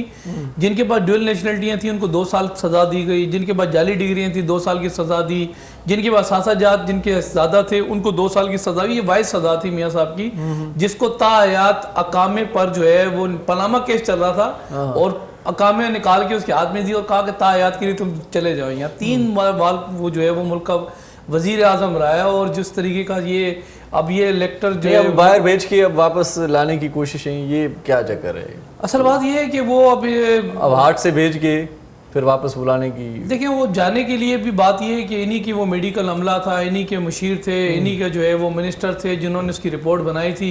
और आज जो है जिस पर ये अफसोस कर रहे हैं, रिपोर्टें भी खुद बनाई, भिजवाया भी खुद, अब पीछे मीडिया ट्रायल भी उसका कर रहे हैं कि अब वो बानी के साथ भी मिला रहे हैं। तो बात ये है कि बहुत सारी चीज़ें हैं। बात ये है कि अगर उसने 2 काम गलत किए तो 98 अच्छे भी किए होंगे। 98 नहीं याद कराते, 2 बातें ये बात आपने अच्छी कही कि अच्छे काम भी याद नहीं याद कराते। असल बात ये कि ये भूल जाते हैं। फिर दूसरा ये है कि इनके पास जो जमात के अंदर जो लोग हैं, शिपली फराज जिसका बेटा है माशाल्लाह अहमद फराज, अब उसका एक नाम था बारिशों से अच्छी नहीं फराज, अब उसका साहबजादा है। खुदा के लिए किन लोगों के साथ जाके मिल गया है, मतलब अब तो इनके जो लोग हैं इनके पास जो गए हैं, ये कहना चाहिए इन बारिशों से दोस्ती अच्छी नहीं फराज कच्चा तेरा मगाल है, शिपली फराज का बेटा है। तो बात ये है कि जिस जमात का ये हिस्सा जाके बना है वो जमात बेसिकली लोटों की जमात है। उसके अंदर नजरियाती आदमी कोई भी नहीं है।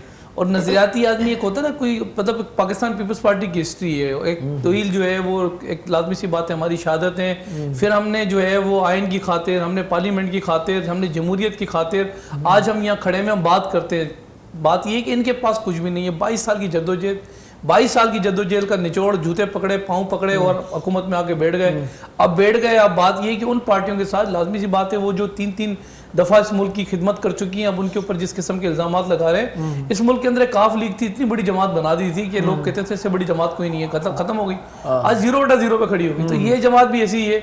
आज इनका फॉरेन फंडिंग केस खुल जाए, कोई भी जमात आप जाके इलेक्शन कमीशन में रजिस्टर्ड कराते हैं ना, तो इरशाद वहाँ कुछ उनके कोई रूल्स होते हैं, रूल्स को आपने फॉलो करना होता है। लाइक एक रूल मैं आपको बताऊँ जिनके ऊपर अब इनके ऊपर केस बनते हैं इनकी जमात के ऊपर, कि कभी भी आप किसी मुल्क के अंदर जाके आप अकाउंट नहीं खोलेंगे, आप जाके किसी भी मुल्क के अंदर हाथ नहीं फैलाएंगे और चैरिटी अपनी जमात के नाम नहीं मांगेंगे। इन्होंने तो बात ये है कि 27 इनके अकाउंट फॉरेन फंडिंग जो इनके ऊपर केस लगा हुआ है, तलवार लटकी हुई है, 27 अकाउंट पूरी दुनिया में इनके हैं। और ये वीडियोस जो है पड़ी हुई है, रिकॉर्ड पर है, जो इन्होंने तरीके इंसाफ के लिए चंदे मांगे हैं इन्होंने कि हमने ये करना है वो करना है, और चैरिटियाँ वहाँ इकट्ठी की हैं जमात के नाम। तो ये तो इनके ऊपर जो है वो आर्टिकल 6 भी आ रहा है इनके ऊपर, और बात करें तो इस पूरी जमात ही कलदम करार दे जाएगी अगर खुदा ना खासा। लेकिन अब अपोजिशन को यहाँ जो है वो अगर नेब की बात करें, अपोजिशन तो नज़र आती है, लेकिन इनका अगर ये 5 साल में हुकूमत करके आए, खैबर पख्तूनख्वा में खैबर बैंक स्कैंडल, इतना बड़ा स्कैंडल जिसमें खरबों रुपए की जो है वो करप्शन हुई, हेलीकॉप्टर पे केस उस पर करोड़ रुपए की करप्शन हुई, फिर इसी तरीके से आप इनका जो है वो मालन जुब्बा केस अगर आप उसको उठा लें तो उस पर खरबों रुपए की करप्शन हुई। फिर इनका खुद इमरान खान साहब ने जो एक कमीशन बनाया था, एहतसाब कमीशन, कहा कि जिन लोगों ने करप्शन की मैं उनको पकड़ूंगा, उनको जेलों में डालूंगा। एहतसाब कमीशन ने इनके MNA, MPAs, इनके सेनेटर, इनके मुशीरों को गले से पड़ा, जो जब करप्शन साबित करने का टाइम है वो एहतसाब कमीशन ही खत्म कर दिया गया। वफा दिलदार साहब पाण सियासत खां परे आहियूं, तमामु घणो परे, मज़ो आहे वॾो आहे, सुकून आहे, ख़बर ई न आहे छा थो थिए मुल्क में। असांजो फ़क़ीरी बेरो पियो थो हले। हूअं माना दिलचस्पी आहे ख़बरुनि सां, इन सां ख़बरचार आहे ज़माने जी। मुल्क में रहूं था पिया ऐं ज़रूरु पार्टियुनि सां कंसल्ट बि हूंदासीं, वोट कंदा हूंदासीं, ऐं इहो असांजे मथां फ़र्ज़ु बि आहे त असां पंहिंजे मुल्क जी पॉलिसीअ खे, पंहिंजे सियासतदान खे, पंहिंजे MPA MNA खे ॾिसूं त छा पियो करे, सही छा करणु घुरिजे, ऐं उहो त बिल्कुलु माण्हुनि में इन पासे जे पासे तव्हां रहो था शऊर आहे, सुवाल करे सघनि था पंहिंजे चूंडियल नुमाइंदे खां, या साईं मियां में लॻा पिया? न न न असां वटि पहिरीं ॻाल्हि इहा त जेको ख़ुशी शाह आहे पीपल्स पार्टीअ जो MNA थींदो आहे, या सैयद नासिर शाह असांजे इलाइक़े जो, अवेश शाह, इन जी सियासत मूं ॾिठी आहे त उहा अवामी सियासत आहे। माना तव्हां पीपल्स पार्टी जा हिमायती आहियो? मां हिमायती त ज़रूरु आहियां, इन में को शक कोन्हे, हिकिड़ी वोट बि कंदा, बाक़ी छा मसइलो आहे, हिमायती त ज़रूरु आहे। मां तव्हांखे ॿुधायां सियासत में ईअं बि अथव, अहिड़ा सियासतदान बि आहिनि, साईं त रखे थो पियो उन सां तालुक, जेके इलेक्शन खां पोइ नज़र न ईंदा आहिनि, पर असांजे ज़िले में जेके बि सियासतदान आहिनि, मुंहिंजे ज़िले सखर जी बि मां पंहिंजी ॻाल्हि थो कयां त सैयद खुर्शीद शाह आहे, सैयद नासिर शाह आहे, अवेस कादिर शाह आहे, त इहे जेके आहिनि असां वटि माना अवामी लीडर आहिनि। शादीअ में, गमीअ में, रोज़ मिलणु, हफ़्ते में हिकु ॼाड़ो बैठक ते वेहणु, ज़मीन ते पहुचणु। अच्छा, मां त अहिड़ा बि लीडर ॾिठा आहिनि जिन खे बाक़ाइदगीअ सां पूरे ख़ानदान जे नालनि जी बि ख़बर आहे, त जॾहिं ईंदा आहिनि तॾहिं ते कमी शादीअ में सभिनी जी पुछा कंदा आहिनि, ईअं ई आहिनि, त बाबा आहिनि भला किथे आहे, तो फलाणो भला पढ़े पियो, उनजो छा थियो, बिल्कुलु ईअं धीअ जी शादी भला किथे कराई अथई, सॼी ख़बर आहे। ईअं बिल्कुलु ईअं ई आहे। माशो यार सलाम आहे हिननि खे, सॼी माना पंहिंजे माना रियायत जो वॾो ख़्यालु था रखनि। सो अहिड़ा लीडर बि आहिनि, ऐं कुझु वरी अहिड़ा आहिनि जेके सिर्फ़ु वरी उहो 10 सालनि खां पोइ था वञनि, बस पोइ वरी उन्हनि जो अल्लाह हाफ़िज़ आहे। असल में देखिए बात पता है कि लीडर जो होती है ना माएँ कम जनती हैं, और बात ये कि सियासतदान आपको बहुत मिलेंगे, मतलब ऐसे मिलेंगे, मैं सच्ची बात बताऊँ मेरे जैसे भी बहुत सारे मिल ही जाएंगे आपको। लीडर जो होता है ना, बेसिकली लीडर का मतलब ये होता है एहसास, लीडर का मतलब है, लीडरशिप का मतलब ये है कि लीड करना और शिपमेंट डिलीवर करना। जिस बंदे के पास एहसास है ना वो लीडर है। मुझे पता है कि मेरा ड्राइवर, उसकी पगार अगर मैं 22,000 देता हूँ तो मुझे पता है उसके 6 बच्चे भी हैं, मुझे एहसास होगा ना, मैं इसकी स्कूल का भी पता करूँगा, मुझे एहसास होगा, उसका पता करूँगा किराया दिया है नहीं दिया है, और एक्स्ट्रा उसको पैसे ज़रूर दूंगा। इसका नाम है एहसास। हमारी जो लीडरशिप जिनकी बात अभी जो है वो भाई ने हमारी की है, नासिर हुसैन साहब, जो है जो जिस तरीके से वो लीड करते हैं, एहसास रखने वालों को लीडर कहते हैं। एहसास नहीं है ना इरशाद, वो बेसिकली लीडर नहीं है। सही सही। आज मैं आपको बताऊं, इतना मतलब हाथ हो गया कराची के साथ कि इस वक्त 21 MNA में से 14 MNA कराची के इस वक्त तरीक़े इंसाफ के हाथ हो गया। 30 MP इस वक्त जो है वो तरीक़े इंसाफ के इस कराची में मौजूद हैं। सदर पाकिस्तान है, गवर्नर यहाँ से, फिर भी वज़ीर आज़म साहब बयान दे रहे हैं कि जो वज़ीर आज़म भी सिंध के यहाँ लोग से हैं वो कराची पर हुकूमत कर रहे हैं, तभी कराची का मसला हल नहीं हुआ। नहीं, देखिए ऐसा नहीं है। देखिए दो चीज़ें इस मुल्क के अंदर मेन होती हैं। इंसान को क्या चीज़ रिक्वायर्ड होती है? हेल्थ चाहिए, स्कूल चाहिए, बंदे को बुनियादी पानी चाहिए, गैस चाहिए, बिजली चाहिए। अभी मैं अगर बात करूं बुनियादी चीज़ें, बिजली किसने देनी है? वफाकी हुकूमत ने देनी है। गैस किसने देना है? वफाकी हुकूमत ने देना है। पानी किसने देना है? वफाकी हुकूमत ने देना है। कहाँ से? अब मैं आपको बताऊँ, आइन का आर्टिकल 158 की हमारा एग्रीमेंट है, मायदा है सिंध हुकूमत का, जो चीज़ें जो वसाइल जिस सूबे से निकलेंगे उसका जो ज़्यादातर जो वसाइल निकालेगा उसका ज़्यादातर जो उसका बेसिकली चीज़ें होंगी उस सूबे पे लगाई जाएंगी। आज मुझे बताएं 70% गैस सिंध दे रहा है। सूरत हाल आपके सामने। अभी एक हफ्ते पहले हमने प्रोटेस्ट किया सुई सदरन गैस के बाहर कि खुदाया हमारे मायदे के तहत गैस दिया जाए। सुबह गैस बंद करते हो, रात को बंद करते हो, कहाँ लेके जाएं इन बच्चों को, कहाँ लेके जाएं खवातीन को, कहाँ लेके जाएं मेहमानों को? हमारे साथ नाइंसाफ़ी ना करो। क्या हमें सिंध का हमें पानी मायदे के तहत हमें दिया जा रहा? नहीं दिया जा रहा है। बिजली क्या हमारे मायदे के तहत दी जा रही है? नहीं दी जा रही है। फिर जिनका शोर शराबा, मैं नहीं, इनका अपना वजीर वो फिरदौस नकवी साहब, उसने कहा जी डिलीवरी नहीं है। ये तो आपने भी देखा, डिलीवरी सच जगह उसने कहा डिलीवरी नहीं है। मैं शर्मिंदा करता रहूंगा वजीर आजम को, उमर अयूब को, मैं शर्मिंदा करता रहूंगा अपनी काबीना को, और मैं याद कराता रहूंगा गैस दो कराची को। और उसका क्या हुआ? उसका इस्तीफा तलब कर लिया। और भाई गैस दो कराची को, हम भी यही कह रहे हैं, गैस क्यों नहीं देते हो कराची को? फिर बात यह है कि आपके वो महतद इदारा है गैस का, बिजली का, आप बजाय उनके ऊपर जो लोग हैं मिसमैनेजमेंट जो कर रहे हैं उनको कंट्रोल करो। आपके इलेक्ट्रिक के दफ्तर के बाहर आप उनकी आपकी काबीना, आपके एमएलए धरना दे रहे हो। आप एक मजाक है आवाम के साथ, कराची के साथ मजाक चल रहा है इस वक्त ना।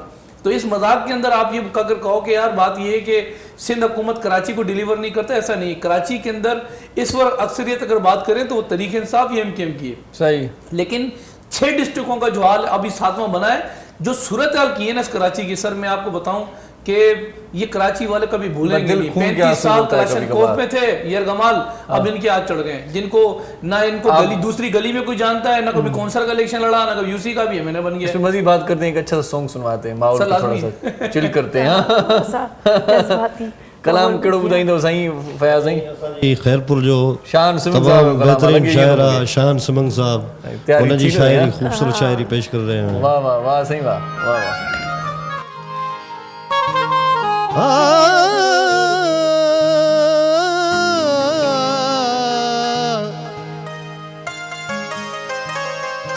तो जो जुल्फन खे साईं खोले छजो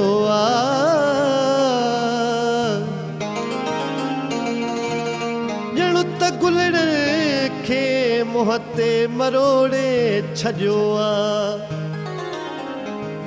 पघर जे फुड़न मोहीड़ जे दाण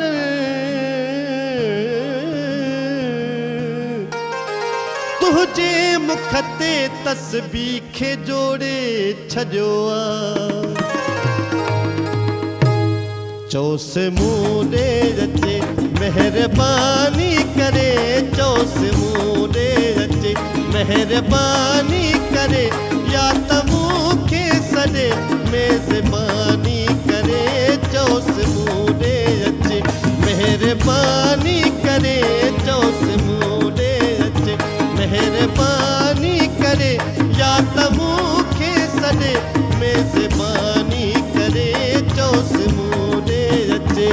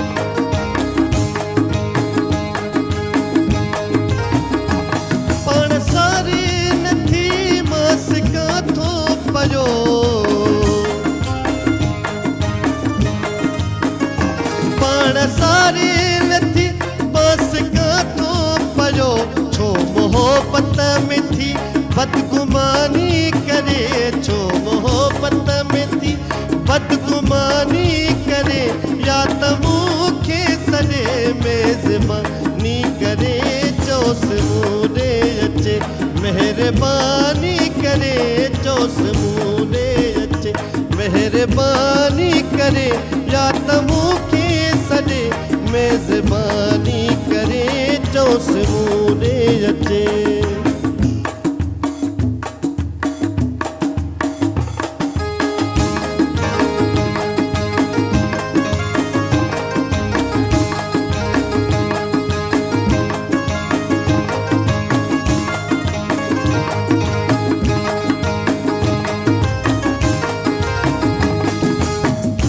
सिक साल खसाठे अशान रखी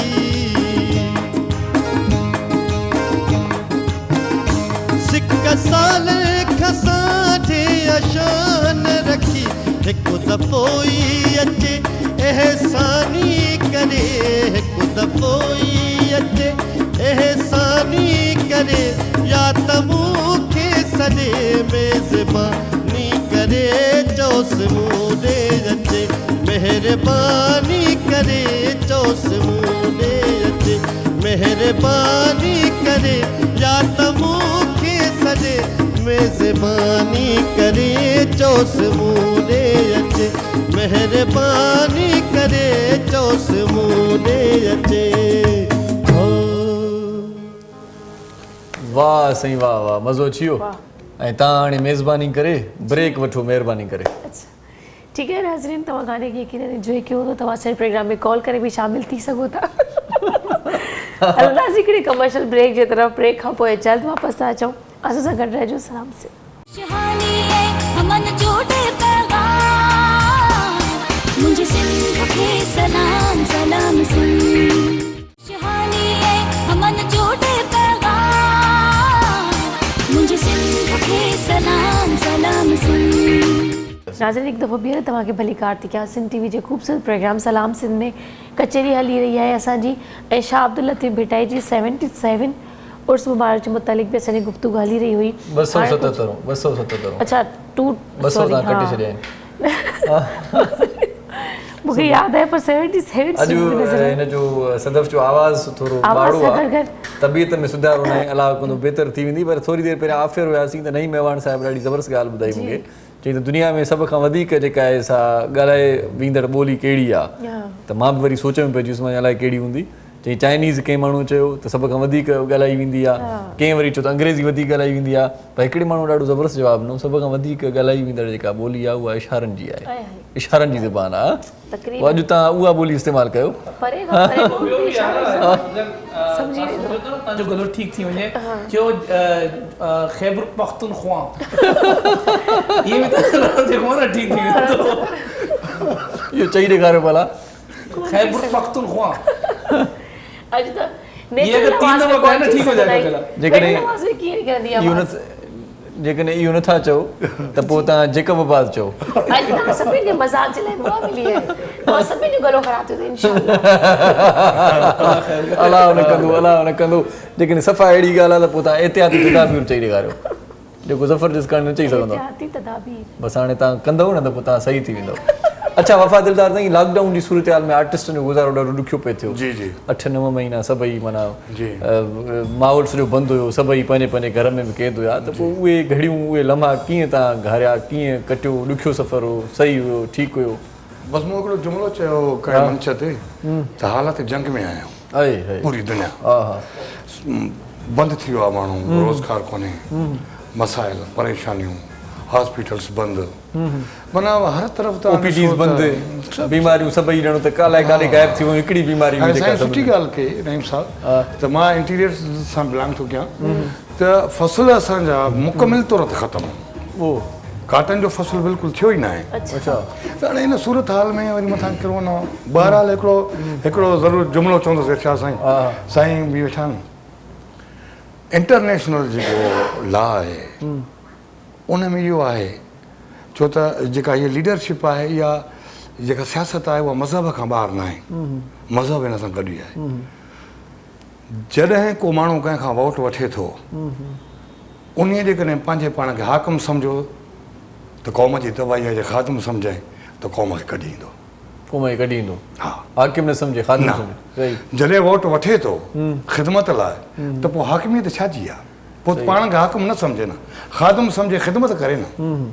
इहो फार्मूलो अहिड़ो आहे जेकॾहिं भले यूसीअ खां वठी तव्हांजे वज़ीर आज़म ताईं जेकॾहिं को माण्हू सम्झे थो त मां इरशाद खां वोट वरितो आहे, नईम साहिब खां वोट वरितो आहे। बहरहाल दिलदार साईं, वबा त हिकिड़ी आफ़त आई जंहिंसां मुआद वटकायोसीं ऐं पाण एहतियात बि कयूं पिया, पर इन एहतियात खां पोइ बि इलाही माण्हू वरी बेध्यानी बि कनि पिया, इलाही माण्हू वरी एहतियात खां पोइ बाक़ाइदगी सां एहतियात कनि पिया।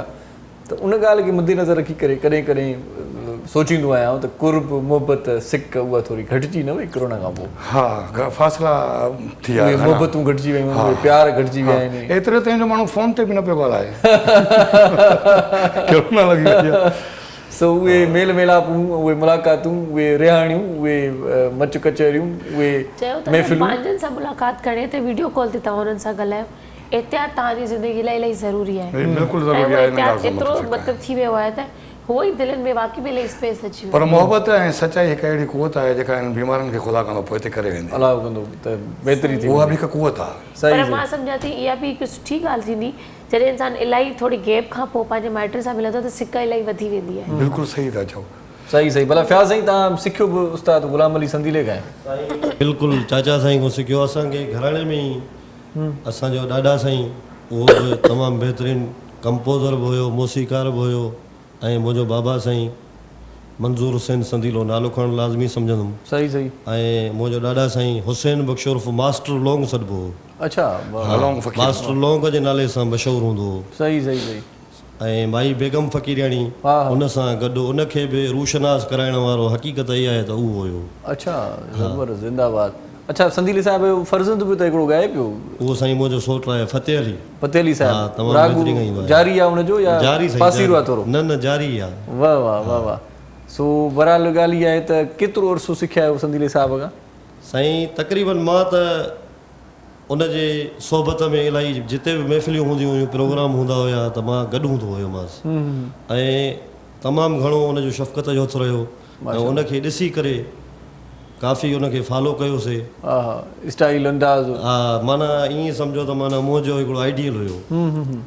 पर हाणे तव्हां जंहिं महिल ॻाइण जी फील्ड में आहियो त कैसेट कल्चर बि ख़तमु थी वियो त को एल्बम शेल्बम? साईं न, एल्बम खां पासे आहियूं, पासीरा। हा, सही सही सही। बाक़ी महफ़िलियूं थींदियूं आहिनि, दोस्त सिक सां जेके फैन आहिनि, चाचा जन जा, बाबा जन जा, ॾाॾा जन जा, उहे घुराईंदा आहिनि। अच्छा, पोइ उहे इज़त ॾींदा आहिनि त वेंदा आहियूं, न त बसि। पंहिंजी का कंपोज़िशन, पंहिंजा कलाम बि आहिनि या साईं संदीले साहिब जा ई ॻायो? रूम गैदरिंग ताईं बसि महदूद। अच्छा अच्छा। हा, छो जो अॼुकल्ह पब्लिक डिमांड तव्हां पाण ॾिसो था, बाक़ी किथे किथे फरमाइश थींदी आहे, बहितरीनु ॿुधण वारा आहिनि, पिया आहिनि अञा ॿुधवान जेके माना फरमाइश कंदा आहिनि त साईं तव्हां खां पंहिंजी ॿुधायो, पोइ हुते ॿुधाईंदा पिया आहियूं।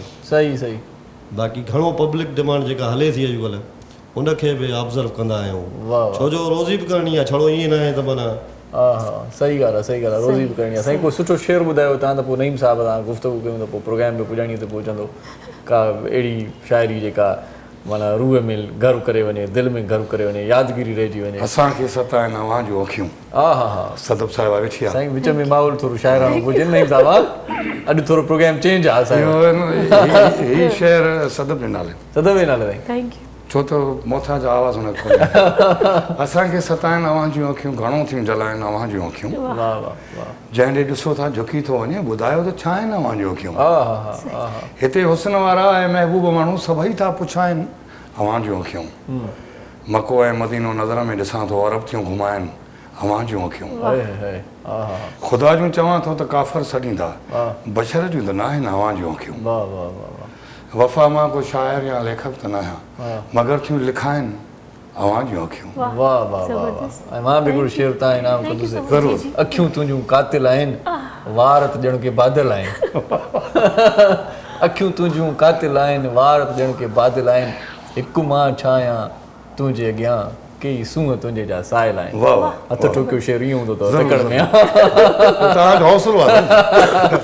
नहीं साहब, क्या होने जा रहा है वैसे ये सूरत हाल? एपीसी के बाद सारी जमायतें मिल गई, उसके बाद भी गहमा गहमी एक बढ़ गई, लोगों ने सोचा कि इमरान खान जा रहे हैं, अभी बस कुछ होने वाला है, तो कुछ हुआ भी नहीं अंदरूनी एक बात ये और कुछ होने वाला भी है, क्या चक्कर है? पहले तो जो शेर व शायरी थी मेरा ख्याल है उसको मैं भी दो एक आध अंतरे जो है मैं सुना दूं। यार वाह वाह। कराची में वो कहते हैं ना, बड़े जालिम है तेरे शेर के लोग और बड़े जालिम है मेरे शेर के लोग, कत्ल करते हैं पूछते जनाजा किसका है।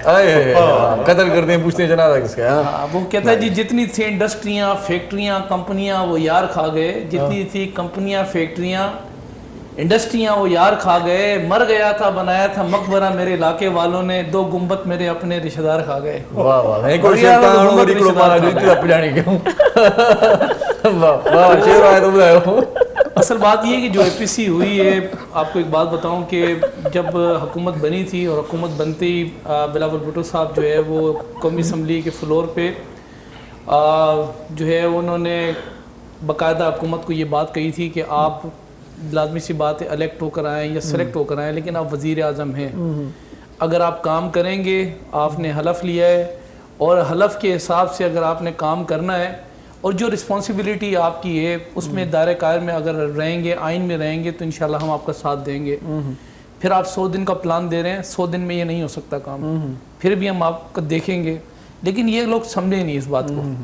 देखिए वजीर आजम को जब भी किसी मुल्क का होता है ना, उसका काम इतनी बड़े बड़े बातें 100 दिन में तो हो ही नहीं सकते, नहीं हो सकते थे, अनलॉजिकल, अनपॉसिबल। ये बेसिकली गुमराही और गुमराह करने वाली बात ही किसी दिन के बन जाने वाली बात थी। नहीं भाई, प्रोग्राम का वक्त भी खत्म हुआ चाहता है, ये हमारी बातें भी जो है ना 100 दिन की लग रही है मुझे। ये बातें बहुत तो दोबारा किसी प्रोग्राम में फिर इस पे ही बात करेंगे हम। आप तो आते जाते हैं हमारे प्रोग्राम में, माशाल्लाह से बहुत खुशी होती है। और वफा साईं, आपका कोई मैसेज होना चाहिए आखिर में, तव्हां जो मैसेज हुजणु खपे साईं सिंधीअ में वरी चवां। बिल्कुलु, मैसेज इहो आहे त ज़िंदगी तमामु नंढी आहे, जेतिरो थी सघे इंसान जी भलाईअ लाइ कमु कयो, माण्हुनि जी मदद कयो ऐं सुठो सोचो ॿिए जे लाइ, ताकि तव्हांजो भलो थी सघे। सही सही सही। नईम साहब, आखिर में आप भी कोई अच्छा सर मैसेज तो पूरी दुनिया के लिए मेरा एक रिक्वेस्ट है और अपील है, विनती है कि इस वक्त जो नगानी आफात, क्योंकि सिंध अगर मैं बात करूँ, एक टिड्डी दल वाला जो मामला हुआ उससे बहुत नुकसान हुआ था। अब उस नुकसान से अभी हम बाहर नहीं निकले थे। एक नगानी आफात, लाजमी सी बात है, बारिशों ने जो इतनी नुकसान किया है सिंध के अंदर, मैं अभी फिर बता दूं, जो हमारी अपनी कैलकुलेशन है 25 लाख लोग इस वक्त रोडों पर हैं। तो खुदाया बात यह कि वफाकी हुकूमत को भी और वो जो इस वक्त कराची के जो ताजिर हैं, कारोबारी तबके से ताल्लुक़ रखने वाले जो लोग हैं, जो बिज़नेस करते हैं, टाइकून्स हैं बड़े बड़े, इस वक्त उनको आंखें खोलनी चाहिए, इस वक्त जाना चाहिए, उनके साथ खड़ा होना चाहिए। बहुत शुक्रिया नहीं भाई, आप प्रोग्राम में तशरीफ ला दे, और आपका भी बहुत शुक्रिया साईं, वफ़ा दिलदार साहब, वॾी महिरबानी, लख तोरा साईं फैज़ साईं, अॼु वॾा एहसान करे छॾियव, महिरबानियूं, ॾाढो सुठो राग ॿुधोसीं, तव्हांजी वॾी महिरबानी जो तव्हां अॼु न ॻाल्हायो, तव्हांजी वॾी महिरबानी, पर मां सम्झां थो इहा अलाह जी महिरबानी आहे, तव्हांजी न आहे। रफ़्तार साईं तव्हांजा लख तोरा, मरम साईं तव्हांजी वॾी महिरबानी। सो वेंदे वेंदे हिकिड़ो सुठो को कलाम असांखे अञा बि तव्हां ॿुधाईंदो? ही बेदल साईं जी काफ़ी आहे। बिल्कुलु, असीं मोकिलायूं था, उन खां पोइ कलाम ॿुधूं था। बिल्कुलु नाज़रीन, हाणे साईं प्रोग्राम जो वक़्तु पंहिंजी पुॼाइण ते पहुची वियो आहे। इंशाल्लाह मां मज़ीद नथी ॻाल्हाए सघां, पंहिंजे सदर पुटो खे छा था ॻाल्हि हाफ़िज़ कंदो। सो सदर जे चवण जो मक़सदु इहो हुयो त प्रोग्राम में वरी मिलंदासीं सूमर वारे ॾियारे ते, जुमे जो बाबरकत ॾींहुं वरी तव्हांखे मुबारक हुजे। पंहिंजो, पंहिंजनि प्यारनि जो, दिलि वारनि जो, घर वारनि जो, नंढनि ॿारनि जो, बीमारनि जो, बुज़ुर्गनि जो, ऐं उन्हनि जो ख़्यालु रखिजो जिन जो ख़्यालु रखण वारो केर बि कोन्हे असां पर अलावा ई। जीअं लतीफ़ जी मिठी ॿोली सदाईं कर माही नाले असां ॾे अखियां हाणे अचानक अणियां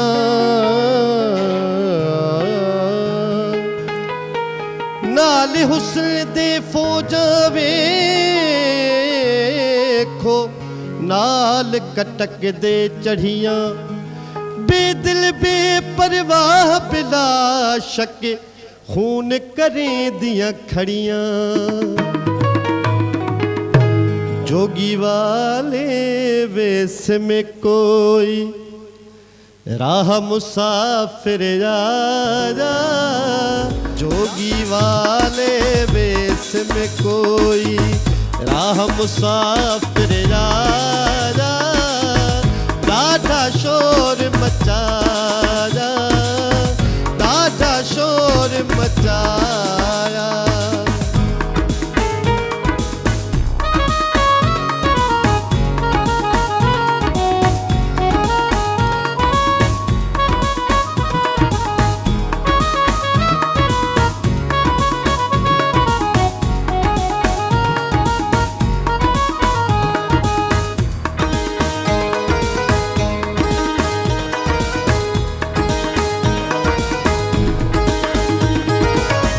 पेख बिरागी मुख विच मुरली पेख बिरागी मुख विच मुरली ओ पेख बिरागी मुख विच मुरली पेख बिरागी मुख विच मुरली दर्द कहीं धमकारा दर्द कहीं धमकारा डाढ़ा शोर मचारा डाढ़ा शोर मचारा हो जोगी वाले वेश में कोई राह मुसाफिर यारा डाढ़ा शोर मचारा हो डाढ़ा शोर मचारा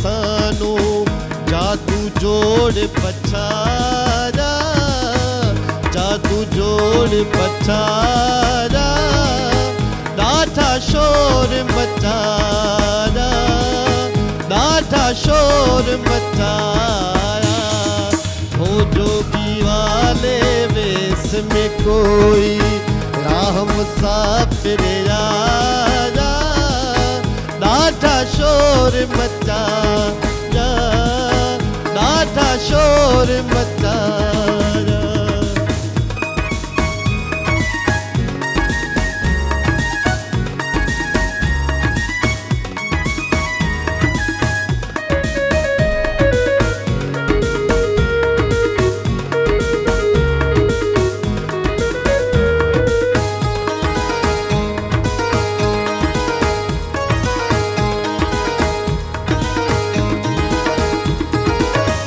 बेदिल नाल असां रांझन बेदिल नाल असां रांझन हो बेदिल नाल असां रांझन बेदिल नाल असां रांझन बिच प्रीत दा पारा बिच प्रीत दा पारा डाढ़ा शोर मचाया डाढ़ा शोर मचाया जोगी वाले वेश में कोई राह मुसाफिर यारा डाढ़ा शोर मचाया डाढ़ा शोर मचाया